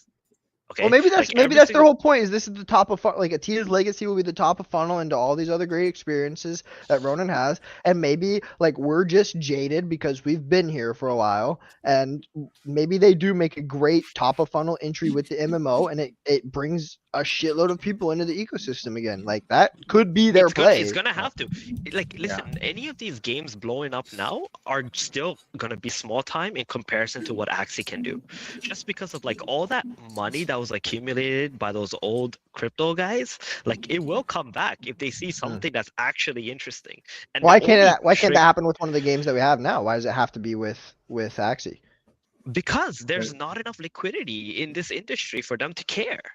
Like they're not gonna come in and like a millionaire isn't gonna come in here and drop like a few $100s on something and think that it's gonna be relevant enough for their time, right? And when I talk a million, I'm talking about like 9-figure dudes, right? There are a lot of them. There are a fucking ton of them. I know because they're out here in Dubai, but yeah. So like we'll see what happens, man. I think Axie like. Well, do we think there can never be another Axie moment? Like, of course, no, you're completely right. Like, that is the sleeping giant. If we wake up, everybody, that's the problem. Is the thing that I write off a lot is that it's harder to get people back than it is to bring new users, in my opinion. So, getting all those people from Axie back to spend a second time after they may have not had the greatest run out is gonna be hard. So, I'm not disagreeing with you, but in my opinion, I think the same likelihood of another blow up with Axie moment for the scene is another game can do exactly what they did or better. Like you think that it's not possible because of the pandemic. Axie will do it. Axie will do it with nostalgia. Axie will fucking do it with nostalgia. Like you saw what happened in 2020 with like the cards, right? Like when Pokemon blew up, Pokemon lifted literally every other fucking card game. Or every other cards, every collectible, everything, right? It all started with Logan Paul with his first edition base set opening, you know. So when it comes to crypto games, Axie and the nostalgia of what Axie did from 2020, 2021, right, is gonna bring it all back at some point. When that is, I have no idea. It could be 3 years from now. It could be 4 years from now. It could be next year. Whenever people decide that, oh wow, this is cool. I remember how cool it was. I remember how it all blew up and it started this whole NFT trend. Yeah. The cycle. Okay, so again, another level-headed take to end off the argument. This is a good take because we do operate in cycles. So there is a good chance the thing that went out of popularity will come back. Good job, guys. You guys are having great takes today. I'm very proud. This is a productive, great conversation. I'm just cringing at the fact that you announced a great take before giving the take. No, he was saying that Theban's take was a great take. Oh. Yeah, if only you were paying attention. Our host is zero. Sorry, Lord. I just wanted to. I've been shot. I've caught shots. I'm just my fucking trigger finger grabbed that. Ruining the moment. Jeez. You know what actually happened is he ate too many beans for breakfast this morning, and it just made him. You know what's cool about being like the host of the show is like we can do stuff like this. We like, Theban, how's your day going, bro? Because we're having a good time. I think it's been a great show. I don't really remember many of the people that kind of came on today, but let's get to the next topic, ladies and gentlemen. Who are those guys anyway? Next topic is Cairo. We wanted to talk about Calamity. Yeah. So they're going to be coming out a little bit after Cambria season ends. I think it's like next week or the week after, but they are gonna have a mobile playtest, and I'm super excited to play this game on mobile. If you guys haven't seen the cosmetics in this game, are like so good. Whoever makes the cosmetics in this game, they're really talented. And then overall, it's just like another MMO. The people in my guild that played it last time, the playtest happened, they were blown away. They said they came in expecting nothing and they had a lot of fun. So yeah, I'm excited. I mean, this video, this looks sick. Like, bro, I think mobile games are just like, that is where we will succeed. Like Ronin specifically, if we get good mobile games, mobile titles, that's where we succeed. So keep mobile coming. Fableborn, great. We need an MMO with Calamity. And one thing that I was thinking about Cambria earlier that I didn't say is, dude, we gotta get away from the web client. Like, I need a downloadable Cambria client to play that game. Why are you falling asleep, bro? Does this guy above me even play games anymore? Like, doesn't he sit in an office for 14 hours a day? Like, what he's trying to say is that it's not all mobile gaming, but is that the sleeping? What's wrong with mobile? What's wrong? I'm not a mobile gamer, but I've come to terms with one pixelated games cringe. Mobile games. No, you sound like Stark at the start of the show. Okay. All right. Listen. Combine both of them. Mega cringe. Okay. Time out. Name me one non-pixelated, non-mobile game that has done good. Name one. What do you mean? In Web3, name one game that is a non-mobile, non-pixelated game that has done good. Well, I played Axie on my computer. Axie is a mobile game. You are playing a client that is a mobile game. What? It was made for mobile first. No, it was. They had APKs. It wasn't. You had to download an APK. It wasn't even in the fucking app store. When there was the World Championship in Barcelona, did the finalists play on their computers on those tables? Yes, they did. It's still a mobile game. But to be honest, I'm just letting you know, right? If we really want crypto gaming to succeed and we want something, it has to be some kind of fucking Ponzi game. That's it. Those are the only. If you really want something to pop off, it's gonna have to be some kind of Ponzi game. What does pop off mean? Are you trying to say that we have to hit Axie's levels to be considered pop off? Cambria has done $1.7 million in less than 2 weeks for a prize pool completely funded by players. You are an esports player. Yes, you came from Dota with the biggest prize pools in the fucking world. Look at every other esport we came up growing up in with tournaments and that shit we used to play in. We used to play for less than $500 prize pools, $2,000 prize pools, maybe if we're lucky twice a month. And then on top of that, now we literally are playing for multiple millions of dollars. People across the world in the Philippines are paying $100 and winning $5,000 in 2 weeks on Fableborn, and we're not even done with the season. Like, I don't know what we're saying. Pop off moment. Like, hang on. First of all, let's clarify that, right? How many seasons have we had throughout the year? Okay, and then let's divide all that money that you just talked about with the amount of seasons we had, and then let's divide that by the amount of days in the year, and we'll tell you exactly how much you can make by playing such a game. Did you just try to bamboozle me with math? So I mean, we're just not. I'm just saying that this money, it doesn't matter. Like, how we've been launching for fucking 4 years. Okay, like the whole point is not, even though this might be nice, it's sustainable for 2 weeks, and that's what they realized too, right? We need to run a season for 2 weeks. We gotta go dry for a while, and then like keep building and create all this new stuff and do all this. None of this is gonna build, like, as you said, an IP that is sustainable still. Oh, I right? Again, I don't agree, because Fableborn's sustainable. No, it's not going to be seasons forever. Fableborn's going to be a fully launched game with it's going to be permanent. Something that Cam did promise last time he was on here as well, that they're moving away from the season. Dude, that is our, like, dude, the fact that you guys don't see that this is our Clash of Clans and understand that this can be our Clash of Clans, like, bro. No, I agree. It can be. I'm not saying it can't be. I'm just saying that, like, this whole idea of like how much money is involved is, like, truth be told, like, is not enough for anybody outside of like Southeast Asia or South America to consider it to be significant enough to participate. $5,000 in 6 days. That's not that pays my bills in New York City. So name one other place in America you can't pay bills with that money, because I live in New York. If you tell me 2 months from now you're also making $5,000 in 6 days and you've been doing that every single week, then but if we play a 2-week season and I make 20K, like that's 4 months. So if I do that 3 times per year, then I have a full salary right there from playing where in New York can you live for 4 I didn't say months with 20K? Okay, but in Kansas you could live for fucking 2-3 years off that. Okay. Like that's America still. Like I'm just saying, like there's no one in here that if I said you could make $5,000 in 2 days, or I mean in 6 days with $200 spend, you wouldn't be doing it. Like 5K is 5K. I mean, it's fine, right? It's fine. It's like the first weeks of the game, you're gonna do well. It's fine. I mean, like I said, like if you think that this is sustainable and it does it for 2 more months, then let's fucking hell. I don't know. I mean, I don't know where this conversation was supposed to end up at for sustainability reasons, because like nothing we've ever had here has been sustainable. It's everything always has to change. Because you're like gassing up these like $1 million prizes, and I'm just saying that it's good because they're doing something good that works, because they're doing these shorter seasons and they're splitting them up by like a couple of months, which works. But like it's not something where it's like, oh, I can drop my fucking life and go play and like actually win all that money.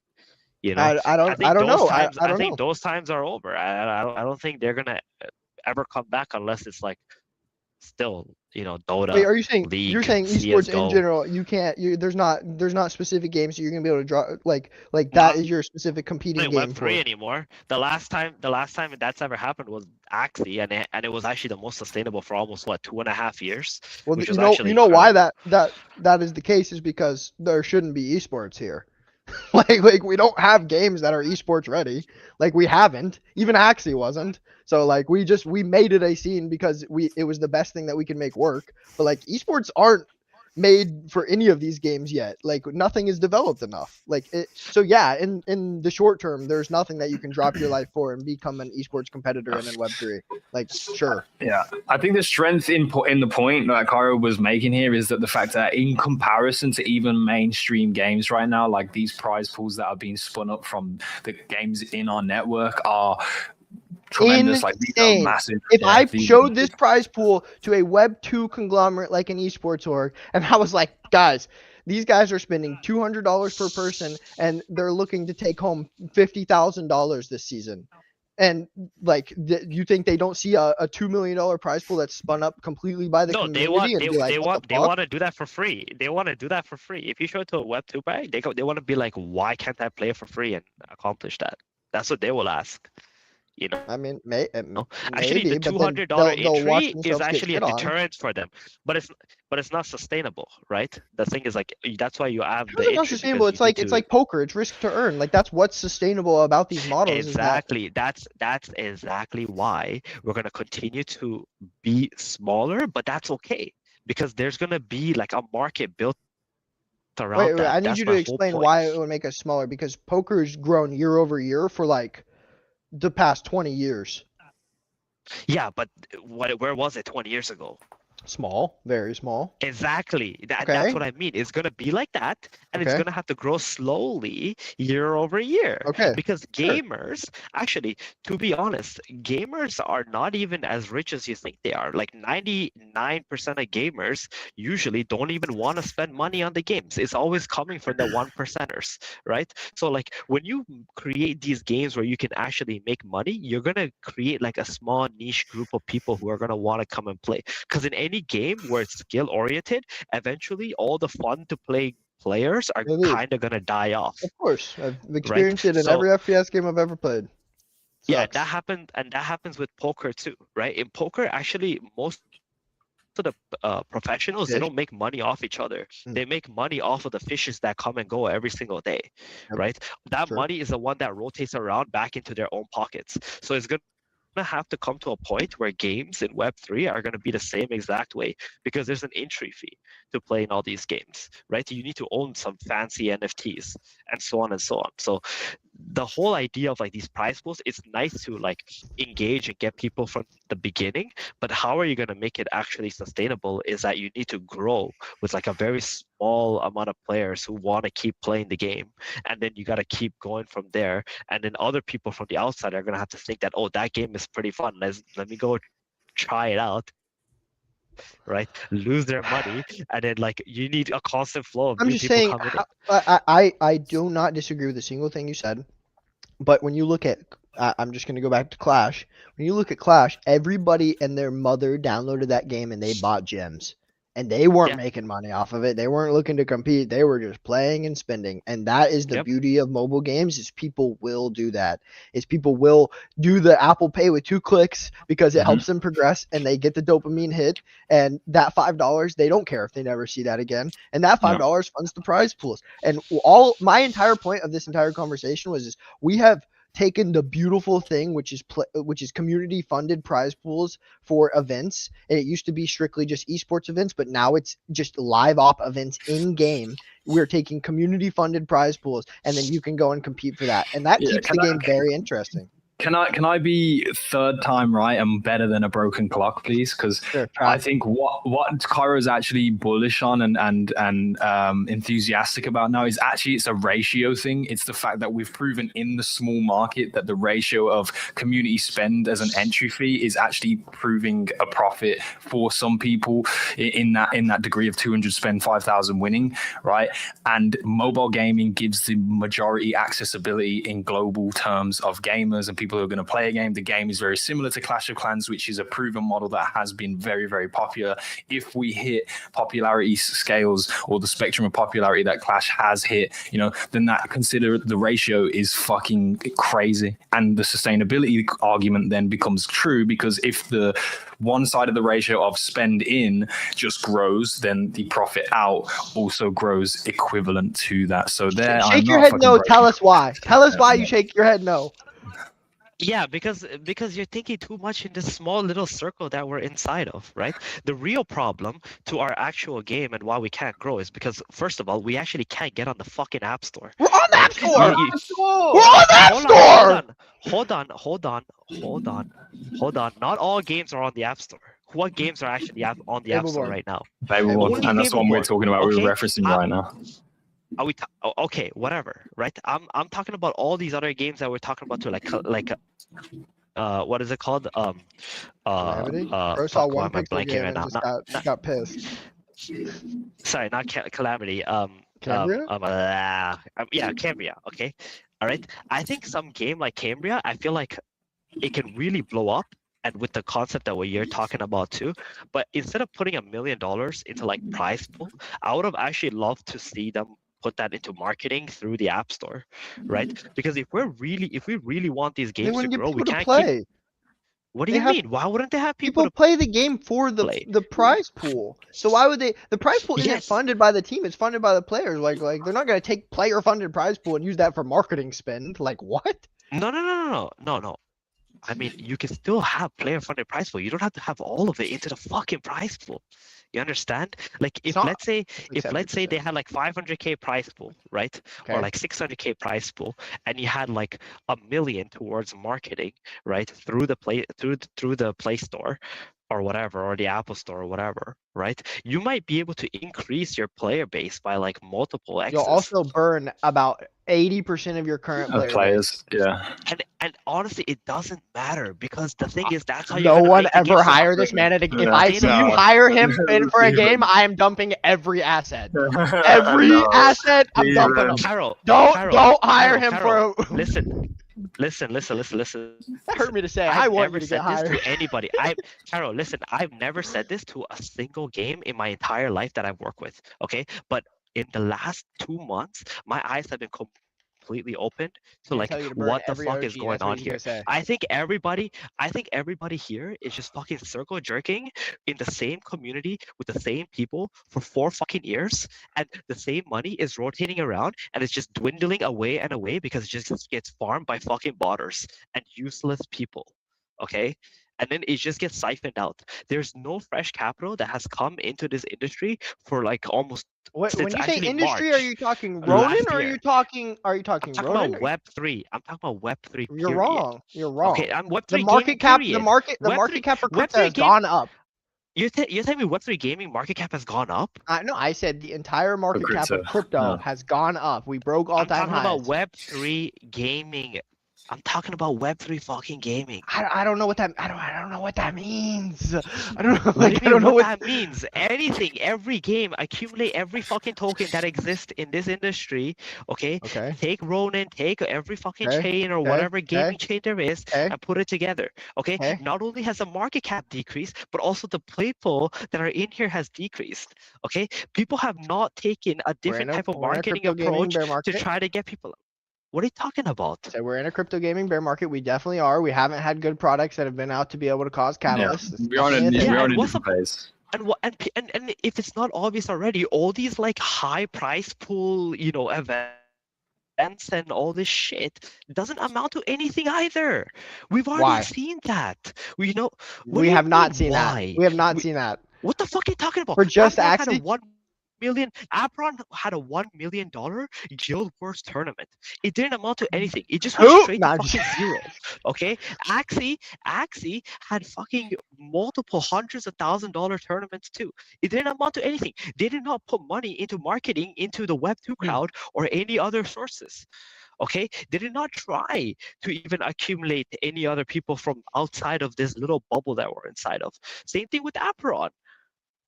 Okay, we try to market to the Web3 crowd, it just doesn't work. Sounds like the referral systems are broken. Sounds like there's not good incentives for going out and getting people to play the games.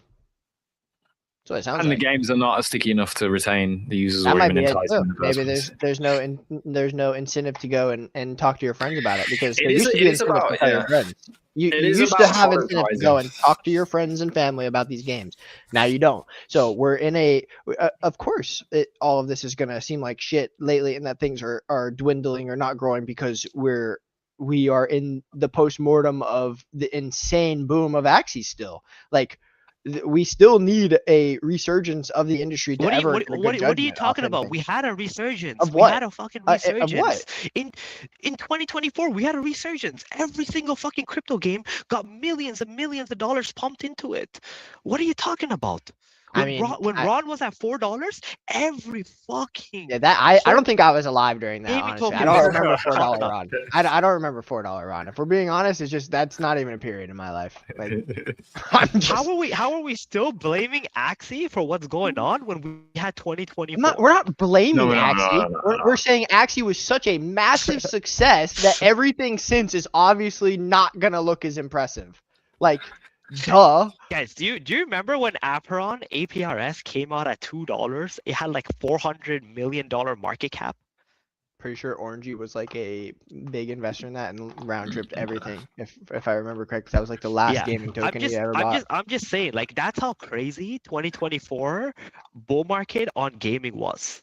Mm-hmm. Okay, 2024 doesn't feel real. It just doesn't. I don't remember. I don't remember any of that. Like, I don't. For the sake of avoiding total tangents here, what is the core point then? So you don't think that what we're seeing performance-wise from games, let's use just Fable for the example, right? You don't think the performance that's being put out right now is gonna go anywhere? Is that a point that you're making? I have 3,000 guild applications. I have never had 3,000 guild applications in any game. I have that in less than 1 week, and they're all real people. I mean, that's exactly what happened when I opened my Aperon guild as well.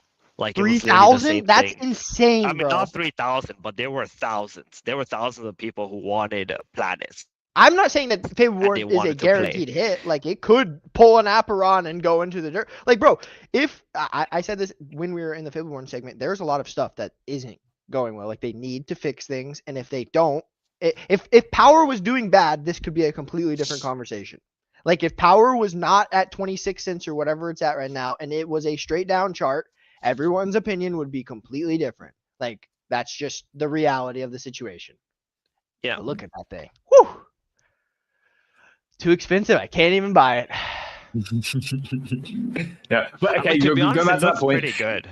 Yeah, going back to that point though, Theben, is this like a cynicism approach where you don't think anything that is happening is going to change that perception of like this circle jerk, no new money, no new users, net money diminishing, net users diminishing? Like, you don't see anything that changes your viewpoint on that reality? No, I think Fableborn is probably one of the only games that's doing it differently, right? I mean, like I said, like being in the App Store is like a huge deal to begin with, right? Like one of the things with Origins that I felt was off, and like why they had to also kill it off is because one, they couldn't get in the App Store, and two, they couldn't advertise to the actual Web2 crowd properly, right? And there are other ways to like advertise. Like honestly, stuff like Facebook, YouTube, and all that stuff, like direct ad, like the numbers, the reach, it might not look as good, and it might be more costly. To be honest, it's actually a lot better than majority of these KOLs that you've already exhausted, right? Because the thing about these KOLs in this industry is if something is popping off, you don't even need to pay them to come to you. They're gonna come on their own if they're actually useful. Because if they have a real audience and they have people who actually care about, like, or they're actually people who care about the industry, they will go to where the attention is regardless, hoping for a deal to come through. So like, I think the approach that people take just needs to adjust. They need to like study a little bit more on like traditional marketing, because like if you really want to reach the Web2 crowd, that's what actually works. And that's what I think so. And that's what I've realized over like the last 2 months. It was like a eureka moment for me, because I realized like it's just the same fucking money, man, this entire time. Now, Fableborn and Cambria, I feel like it had a lot of attention. It had a lot of build-up, right? So all that build-up amounted into like, okay, let's pour our money and let's see what's gonna happen, what's gonna, go on with this, and then see where, see how it plays out. From the players? From the players, from the people who have invested in this for months, right? Look at Gold Rush. How long did they wait for that season? Was it 5 months, 6 months? From June or July to November. So all those Cambria guys who remember Gold Rush being a fun experience last time, they had all this time to be able to accumulate some money and and like tell their friends and all these things, and then now here comes the season, they get to play it, and the season will end, and they have a good time. Now we're gonna have off season. Repeat the same thing. That's new now. That's supposed to be the new loop, is that there's gonna be an off season, and then it's island gameplay, and then maybe we have a complete loop that completes it, and we'll see if the price was that big. And I think that works if you let that cooldown period be long enough, and if the previous season was a good experience for people, and just to keep doing that. Now, with Fableborn, I think it had a lot of outside attention, right? I mean, Cairo, your guild is like a gigantic holder. I don't know who your competition truly is. Right now, it's like Chronicles is like Raiden's Chronicles, and then there's like a Korean guild from like ETH Apple, and then there's the Chinese guild that's a bunch of whales, and I mean, it's a lot of people, bro. And there's a lot of names I've never seen. But yeah. So it's a good thing, right? So we got people who are like outside of Ronin, so that's like a different type of money as well. That's like competing in there. I mean, Cambria, same thing. So I think it's got potential. I think the fact that they are in the App Store, I just hope that they're spending a lot of marketing on to the Web2 crowd through like traditional means as well. I think their power protocol stuff, we have to see what. Oh, no, I agree with you. This dude, okay, first off, what you were saying about the way that games in our industry go about marketing is very, very immature for the most part. Most of them get absolutely farmed by agencies that go and they do not take care of these games. And I've been a huge advocate against these agencies for the longest time, and people have hated me forever for it. But I just think that agencies are a complete plague on all of this, and you shouldn't work with them. And yeah, go towards. Like, bro, do what used to work with mobile games and apps. I want to see them everywhere. Every time I click on a YouTube video, if I don't have ad block or if I'm not paying for YouTube Premium, I want that shit blasted in my face, bro. And like, pause. But my goodness, I agree with you, Jasper, by the way, in the chat. Yeah, carry on.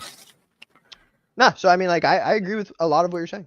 Is what I'm Yeah. getting at. So can we end on a positive point here, Theben, that you can see that there is a potential for loops to be completed here, and that actually in the last 4 years we haven't really been this close to a product loop that we are on the verge of seeing be executed. Of course, I mean, I've always been bullish from day one. The only problem is like how they decide to spend their money. You know, there was like, also a point in that like back and forth where you mentioned about like money from player spend going towards marketing, having like what was the point that you made? Yeah, I think the point there was it wasn't about like the player spend. It was more so like use your money to market, prioritize that, and then accumulate players. Then focus on like this gigantic prize pool. You know, the gigantic prize pool is, I'm telling you, is not going to pull in people. It's going to pull in the wrong people. It's going to pull in the people who are actually going to push away the mass adoption players, because they're going to completely outscale, destroy, outgrind everyone. You're going to be a small game. But if you're happy to be a small game, if you're happy to be a small game, then that's a good thing, right? Yeah. If your goal is to make a small game, right, and then very slowly grow outwards, then that's okay. It's not wrong, but you have to understand that that's your goal. But you can't be you can't create a game that is designed for a small game and then expect mass adoption. That's the only thing you can't accept. Yeah, I actually agree with you here, and I think the same technique is being used in two polarizing products, right? Like Cambria is intending to create like its own universe, right, of things, and it's almost leaning towards that degeneracy factor of like, yes, all the money that gets put into this game is going to be given to the prize pool. If you want to extract, here's the rules of the game, here's the play, put your money in and put your fucking money where your mouth is, right? And that's going to work there. And they are a web-based product, so their marketing strategy to Web2 users is probably not going to be, that necessary. It's more going to be the enticing factor of like, look, if you've played browser-based games in the past like RuneScape and MMOs and things like that, and you want to come and get some money off of other users, then here's an experience to do that. Fableborn, on the other hand, is using the same technique of like player spend is creating the prize pool, which I think is proving as a positive right now, because it's enticing people to come and play the game, but their product is on a different end of the spectrum, where I agree, actually, there needs to there needs to be some kind of spend for marketing to get players outside. I think they're already going to do that. Like, why wouldn't, like, they've just launched your TGE. Of course, they're going to have a huge marketing budget. And they're going to have a lot of power money. And they are going to have a lot of power money, especially with the token doing well. And like, in the past, these games, when you purchase something in the store, 100% of that revenue is going to the developers or the app store cut, whatever. And now through the web shops and doing it through tokens, they are able to create prize pools where a percentage of this revenue is going back to players to create an enhanced experience. That's the entire thing that got me addicted to Axie, was player-to-player economies, and the fact that I was trading and selling to other real players. And it's just like the player-owned economy was the beautiful thing back then, and that is these are steps forward in progress on that. Like, if they just create a fun game, it would have worked without this. They would have not having to give 70% of the funds that they make from the shop back. They could have just taken it all and people still would have played because it's fun if they made a really fun viral game.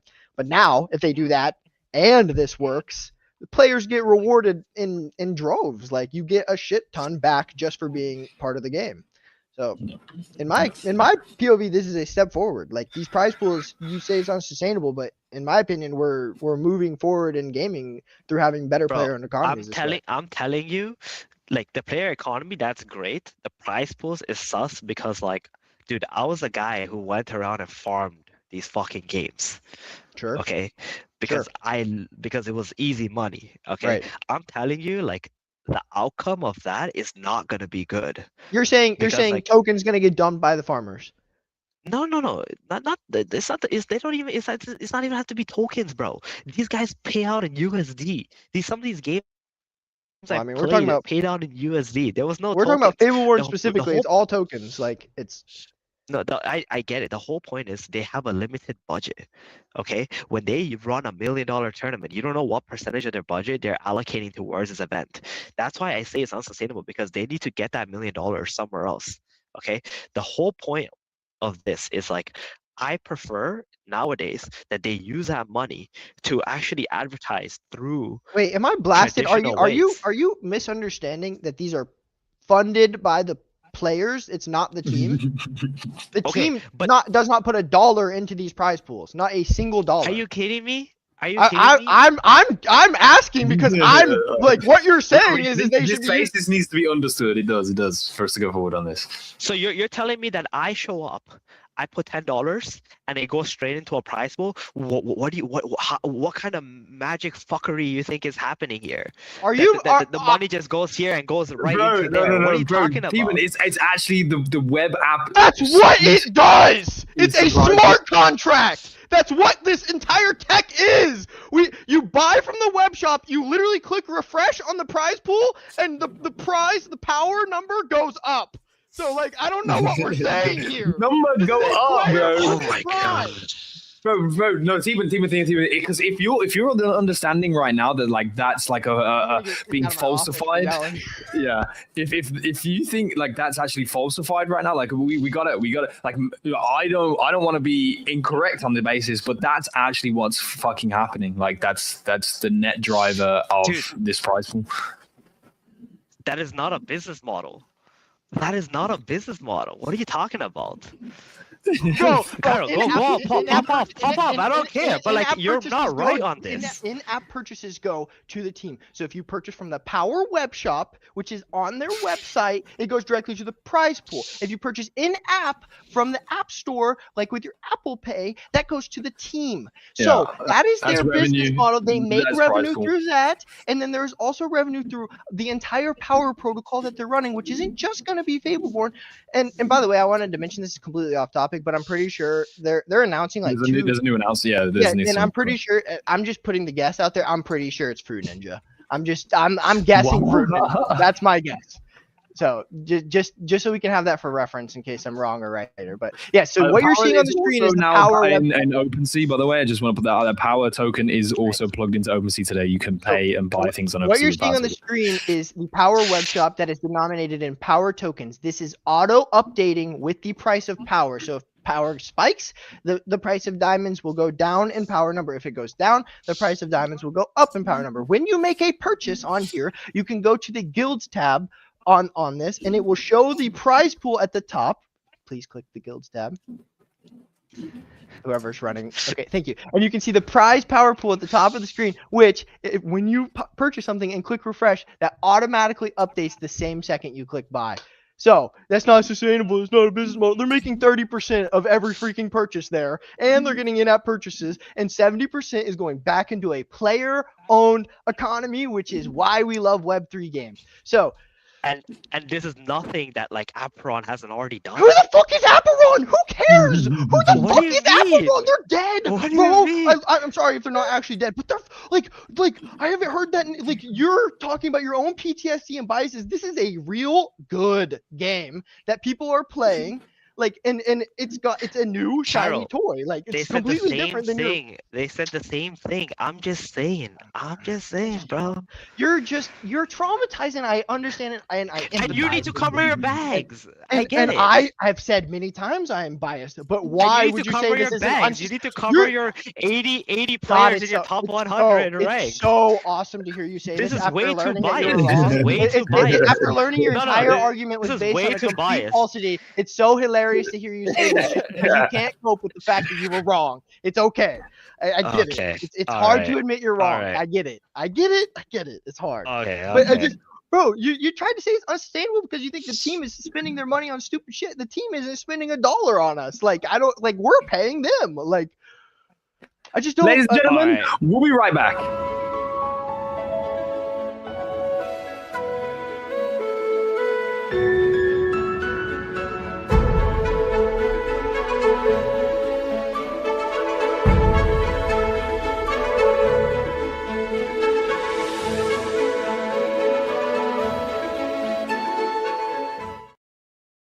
Now, AI if this is your first time joining into the Ronin Radio, it's been a fun one today. We need to find some clarity. We need to find some clarity here. Let's bring everybody back onto the stage here. So Theban, like, I love you. Do you get it? You get it? The risk to earn model? Dude, I'm telling you, like, it doesn't matter. Like, you're gonna dwindle your fucking player base no matter what, because He might be the right. He might be. fucking same people are gonna keep winning, and then everybody else is gonna be like, why the fuck am I putting money into this? It doesn't matter. He's The thing saying is, this you from have to experience have because a this is what different happened to him. True. in Yeah, Axis. true. What happened to him in Axis? No. This is is- what's this gonna is- It's true. It's No, actually no, true. it's It's true. not- They have to This is what build happened to parameters every around it. Yeah. single game I farmed. This is what happened to every fucking game I farmed. Period. That's why you don't make it a And I'm seeing That's the why you same don't make thing. it a. That's why you don't make it like heavily incentivized for player leaderboards. You do it.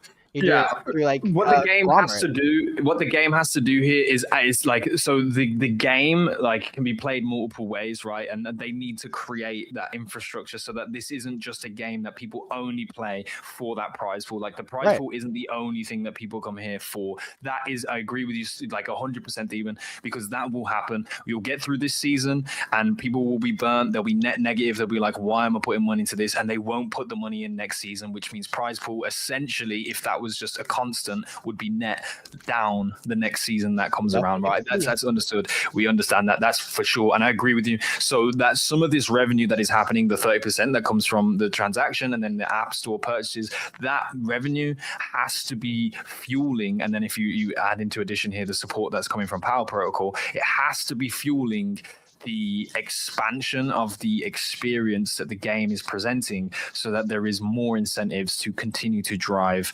users to the application. And that's for every game anyway, and it should just be an inherently understood thing. But it is always a questionable part of a game expansion process. But like I now see what you are getting frustrated about, because at the end of the day, that is an inevitability outcome for a lot of people that will spend this season. I get that, and I also get that we've been here for over 4.5 fucking years, and every single experience has faced that problem and has not risen above such problem. So I do get it. Obviously, everyone needs to take heed if a person like Theban is warning of this stuff about a game, because he has ample experience, especially competing at the top. Is the game high enough skill cap like poker to keep showing up with an A? It's yet to be. Every game is yet to be determined for this. Like that. And look. We can have a fair debate about this from personal opinions, whether they're right, whether they are, written in stone and finite is a different topic. But I will say here that like a lot of the elements of Fableborn do feel as if it is because you want to fuel this prize pool. It is almost like you have to make a certain necessity of spending the prize pool part of the reasons for winning, because you need to engage that, you need to drive that, right? Cool. Like, so for me right now, the skill cap or gap between success in this season and non-success in this season doesn't feel like it is in abundance. Like you need to make a player feel as if like, you know what, I had a bad season last season, I'm going to have a better one next season. And that's kind of what continues their involvement in an experience, right? Because you can go to a tournament, pay to enter a tournament, do poorly in the tournament, and want to be at the next tournament even more, even though you were net negative on the tournament, right? Like there needs to be that element. So I think that's a great comment by Andrew. I mean, we're just yet to be determined in a lot of this. I think that like for people in Cambria that are much more experienced than us, they probably have an argument that it probably is high enough skill cap, because dude, you jump into that game and it's information Cambria for sure. Like Cambria for sure. Yeah, and it's not even skill based a lot of the time. It could be just information based, like how willing are you to go in depth. Yeah. So Okay, Logic asked the question, so I'm happy to answer if you will allow me, Gila. Yeah. Speaking of logic, find Stark. I don't know where the fuck this man is. I don't know, like his Stark. Yeah. Anyway, here we go. I'm curious. This is for Theban on why this model may be bad and what you think is the correct way to go about it. Yeah, so I think we're in an industry with like not a lot of people playing. I think it's very hard to reach out to like the Web2 crowd in the methods that we are advertising. So with the people that we have now, when we do risk to earn. The problem is there's just way too many losers, right? And then people like easy money. Also, I'm echoing. Is that Stark again? No, I don't think it is. He's still on mute. Doesn't show you. Yeah, I think so. Yeah, okay. All right. So because of that, like the player base starts. Okay, I'm echoing to someone. Kila? Let me. Okay, there we go. Oh, it was Kila. Okay. Kara, you can unmute so I can hear your background sound. Hello. Okay. Oh All my right. God. So back to what I was saying. So because of that, like there's just too many losers, and those losers actually just stop playing.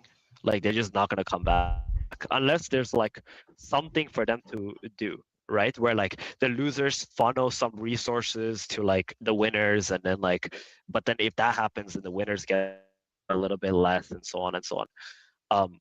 I think the right way to go about it is like focus on trying to get players first and not have like these like gigantic prize pools, but like build on gigantic prize pools, right? So let's say like season 1 starts off with 50K, then it goes to like 100K, then it goes to like 200K, and then 400K, and it has like gradual growth. People are much more incentivized to like invest and believe in something like that than if they were to see like $1 million prize That's what's pool happening. in season 1.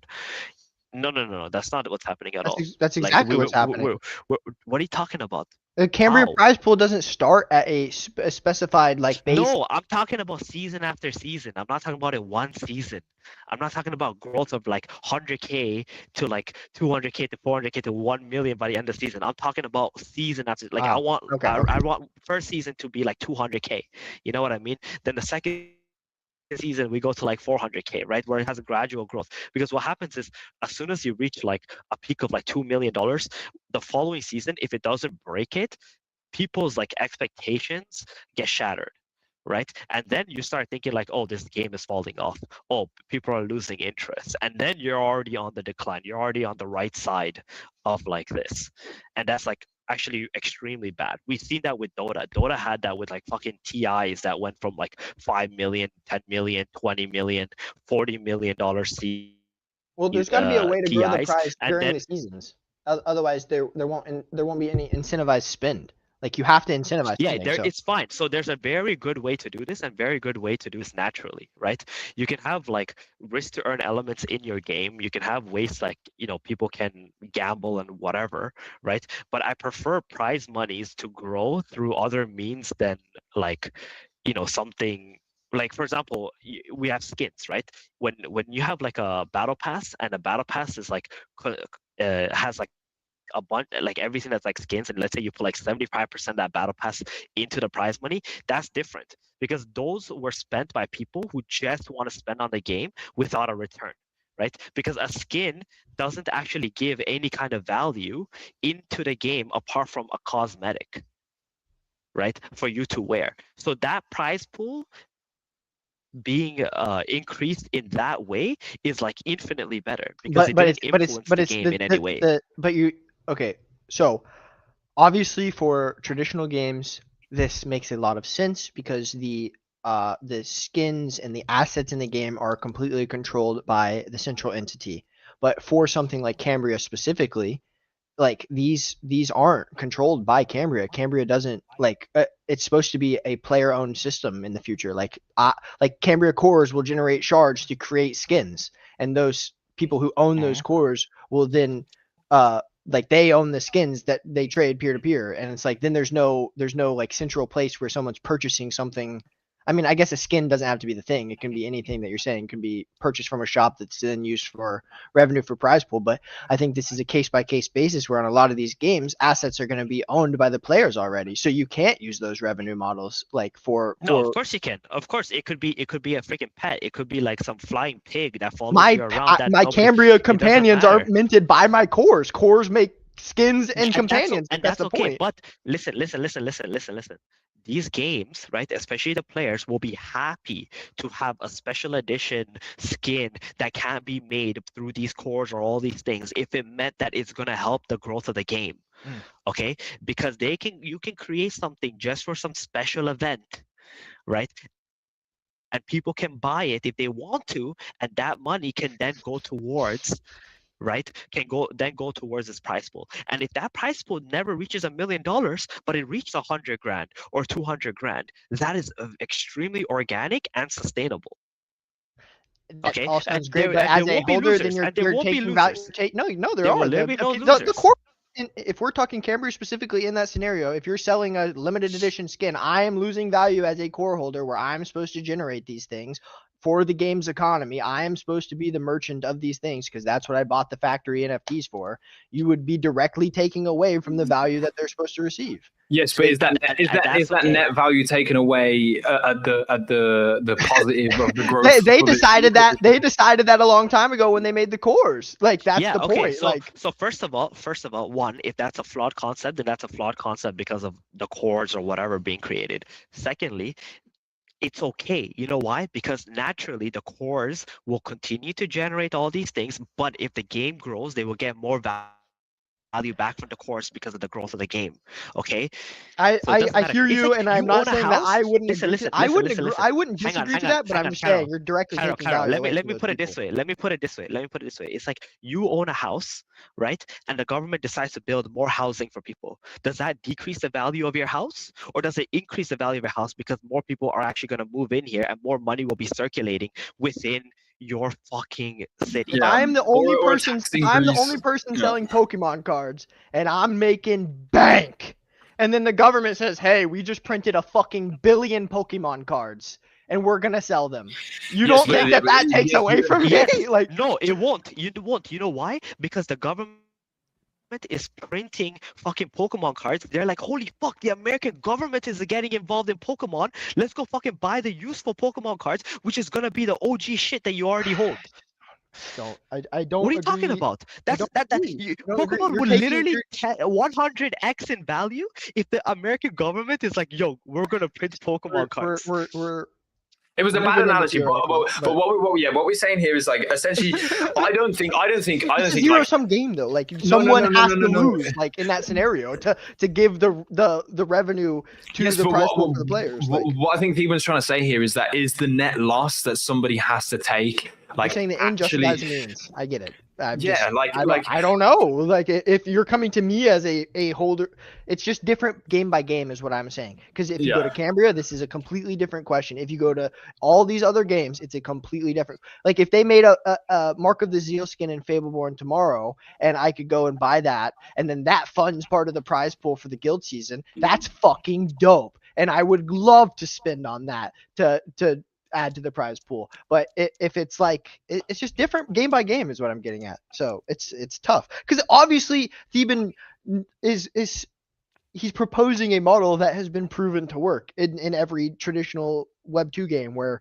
Web 2 skin and cosmetics spend on things that don't affect competitive outcomes, then go and fund prizes, and it's a working model. But that just doesn't apply in every game that we have. And to be honest, half of these games, it would take them 2 years to get out a skin to even sell. Like, I don't know. We have like 12 Axie accessories. How is none of that? Yeah, but you know what? Those Axie accessories all went back to, burning stuff or whatever. Like it didn't go towards something marketable, in my opinion. Like it didn't increase some prize pools or whatever. It was just like, okay, we're gonna burn some Axies. Well, we just have too many fucking Axies to begin with. I'm all for events that make crazy prize pools through player funding. Like I've always thought that is an amazing idea. Like we need that. That's the Dota proved it a long time ago. It's the best thing. If every esport would have followed their model, every esport would have had way happier esports players. But the problem is most of the time it doesn't really help out the companies behind all this stuff. But yeah. I mean that's why the Steam also scrubbed that. Like they changed it completely. Like they don't. That's why the prize pools for Dota are not that high anymore. They just got greedier. They realized like their money or whatever wasn't. It's greed. That's all it is. They would have liked. Yeah, it's greed, and they've hit a huge decline over the last 3 years. You know why Dota is known in every other esport and do you know why people know about Dota? It's not because Dota is a great game. It's because Dota has consistently had the biggest prize pools in the world for every event. And that makes every esport player look at like, well, damn, Dota's respectable as fuck because they got multi-million-dollar prize pools. Like, Yeah. I came from COD where they sell esports skins and they give less than 5% back to the orgs that they use for the licenses. And then they take 95% of every sale. And it's none of that goes to a prize pool. And it's just, I don't know. That's why I like player-owned economies. Yeah, I came from corrupt again, shit. Like, but that and this is the final point I'll make to that, and that's only popular and that's only possible because it was organic. Okay, it wasn't because there was a loser at the end of the tunnel, right, who had to put money in expecting some kind of a return. It was literally by people who bought useless skins that you couldn't actually even sell for dollars, and they were just happy to keep it, you know, and that's how that prize pool got funded. So that's what I mean as like, there's something, you know, there's a hole somewhere. Okay, you just don't see it yet because of all the okay. money Well, flies my everywhere. last thing to this is this is a very specific game by game basis, but some of these tokens are not like some of these tokens and their emission schedules and the pools that they set aside for stuff is part of how they distribute their full allocation of their token.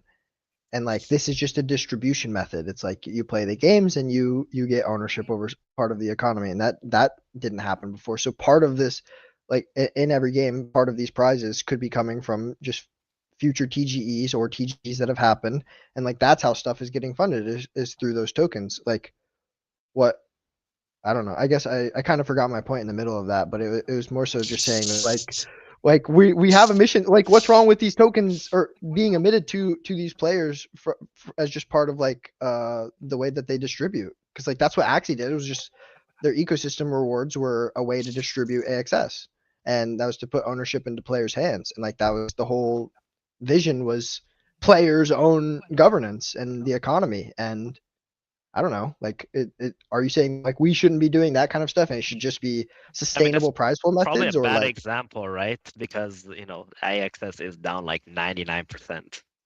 it is down a lot. I'm not saying it's not, but you know that's like the whole thing that they're talking about with having the in-app tokens that like they came up with a couple months ago that they started pushing with like Xfish and I don't know if they've talked about it for AXS yet or not, but like are those the things in the future that become popular? Is that there's in-app spend tokens like that don't have direct effects on the economy? I don't know. Sorry, Gila. We're 2 hours and 10 minutes into this fucking show. Like, why are we still here? Because it's been an amazing back and forth. This is what we need. It feels fresh, like it feels passionate, and we need this back in the space. Like I hope everybody out there who was tuning in today enjoyed the back and forth. I sure. Why is Stark even here? I sure as hell fucking did. But there, like I said, 2 hours into the show, I think it's time for us to hear from Stark. Bro, close us out. Bro, can we have something, please? Anything, bro. Jeez. So I think it was a super interesting conversation. I couldn't talk for a bit there. I was listening the whole way through. I think that you both have good points. You're both coming from different places too. Like it was just valid. It didn't feel at all. And I hope it didn't feel it this way for you guys. But it for me, from listening from the outside, it just felt like you were both on, instead of being on two opposite sides of an argument, you were like halfway. So you were like listening to each other, and I think you both have very good points. I think that being wary of how a good thing can be ruined is not a bad way to handle some of our jewels, because as I think I saw a tweet or an interview by G-Host about something about like only a handful of 4 or 5 games are going to be relevant next year. So I don't think it's a bad thing to start asking questions about like what little details can we tweak, what things can we do better, what mistakes do we need to just have conversations about, right? Not even need to change, but let's at least have conversations about certain things. And yeah, I mean, I never dude, I love talking about the stuff, and I love figuring out what actually would be better for us. Like I mean, I have vested interest in making all of this stuff work out, obviously, especially with Ronin. And, you know, I actually think that it's really good to see that we have this period where it's clear that a lot of the games that we made bets on a long time ago as a network are starting to bear at least some fruit. in terms of giving us a little hope or a beam of light. And we should just be we may be at 90 cent AXS and 15 cent RON or whatever, but like we do have we've seen a lot of progress. So I don't know, bro. Like, what power goes to like 2 billion or something, like 3 billion, and they bring on ecosystem partners that are unbelievable and are like Web 2 based. Like, what if I'm right and it is Fruit Ninja? It's Fruit Ninja and Bloons Tower Defense, and then they all start using Power Protocol. Like I don't know if you guys have seen the announcements, but Power had announced that they're doing 2 partners, and I don't know either of them, but the way that they tweeted one of them, there's like little details, and I Gemini'd the shit out of it. And the only company that Gemini could find that matches is MTG, and MTG is a publicly traded company that owns the IP for Bloons, Fruit Ninja, and then one of my all-time favorite games, Tribal Wars. If anybody out in the crowd knows Tribal Wars, you are an OG of gaming. But that's like the game that like got me into like video games. Was like a browser-based village building game, and they own that shit too. So if they end up getting MTG and we see that Web 2 crowd get introduced into Web 3 mechanics, like that would be insane, bro. I don't know. I am hopeful that there are just people cooking in the shadows that come out and blow our socks off, and the only thing that we can do is just sit back and watch and be like, "Damn, this is crazy." That's my. I think the proof of some forms of this model in this present stage right now is enough of an engagement driver for people who can cook in the background to want to do so if they haven't already been doing so. So, like, yeah, I'm hopeful for that scenario as well. I think it was a great debate. I think we will continue to spectate this industry as it grows week in, week out. That's what we do here on Ronin Radio. So I hope you enjoyed the conversation. If you want the conversation to continue, remember you can always tweet us on the timeline, and we will get ready and prepare for the next show to tackle such things. Your opinions are important. We want more people to come on the show as well. Thank you, Cairo, for coming through today and making the shit very interesting. I stand with you. I want to see these things improve. Shout out to everyone that commented throughout the show. Big up Quazing Life. Big up Andrew. Big up Mackie Boy, Logic for giving us good questions. Rare for chatting waffle and saying we need Bonnie Blue on the next show again. Jesus, I don't know what it is. This man's got an obsession, but we love him. Shout out to Spliffy Magoo, always here supporting. Gunlock being here throughout today. Trevor for being here and letting us know that some of these hosts just don't like mobile gaming, do they? But we appreciate all the comments that come through throughout the show. 2 hours, 15 minutes. Boys, I think because we started with some yardy music, we got a bit rowdy today, but it's been a banger. I appreciate you. And we'll do this all again on Thursday. So thank you guys for tuning into the Ronin Radio. But I think that is all she wrote for today. Much love. Have a good day, everyone. Yeah, much love, bro. Peace out, bro. Let's fucking continue the fucking surge, bro. I'm all for it, bro. 5 million prize pool next time, 10 million next time, 15 the next. 12. When you wanna Steven, when you want to quit your job and come make a shit ton of money. So we love you. We love you guys. Thank you for tuning in. We'll see you on Thursday as we do this shit all over again. Let's get it, bro. Fucking wheel up that tune, DJ. I need it.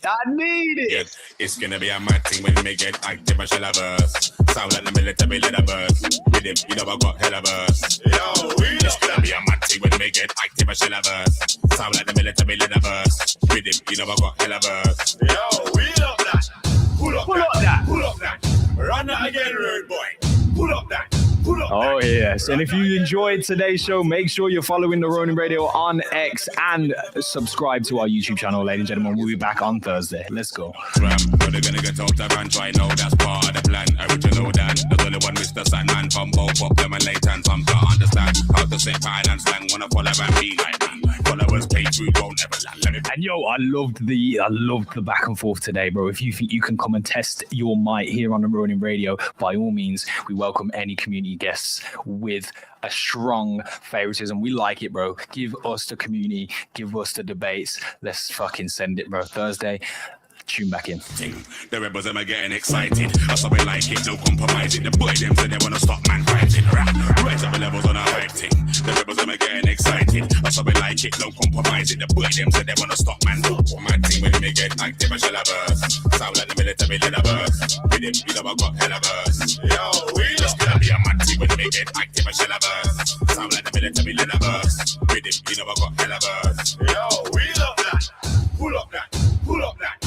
Run that again, road boy. Pull up that. Pull up that.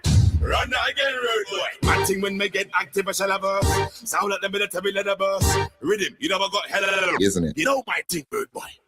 Yo, and I ain't done yet. Every little burst, every cough, cough, cough. Table stop turning when everything says. When I'm putting in work, when I ramp, when I pen. With a beat, mic check. Microphone ready when I step, man, slap for your DJ set. We do it with intent. Every verse has got to connect time when I run out of bars and fled. That's never been said. Nah, close ever slightly. Every time when I fall, that's how you expect. 16 to your neck like needle inject. Some wife and move when man, I'm accept any kind of event. That's money go spend. It's gonna be a mad thing not to forget. Get it 100%. Don't shoot any friends. Everything I get, but I do the right now left. Lightning when we get active, I shall have burst. Sound like the military leather burst. With him, you know I got hella burst. Yo, we just gonna be a mad thing when we get active, I shall have burst. Sound like the military leather burst. With him, you know I got hella. Not a chance that I can't hear any of you fuckers right now, and you actually are. Oh, shut up! Fuck!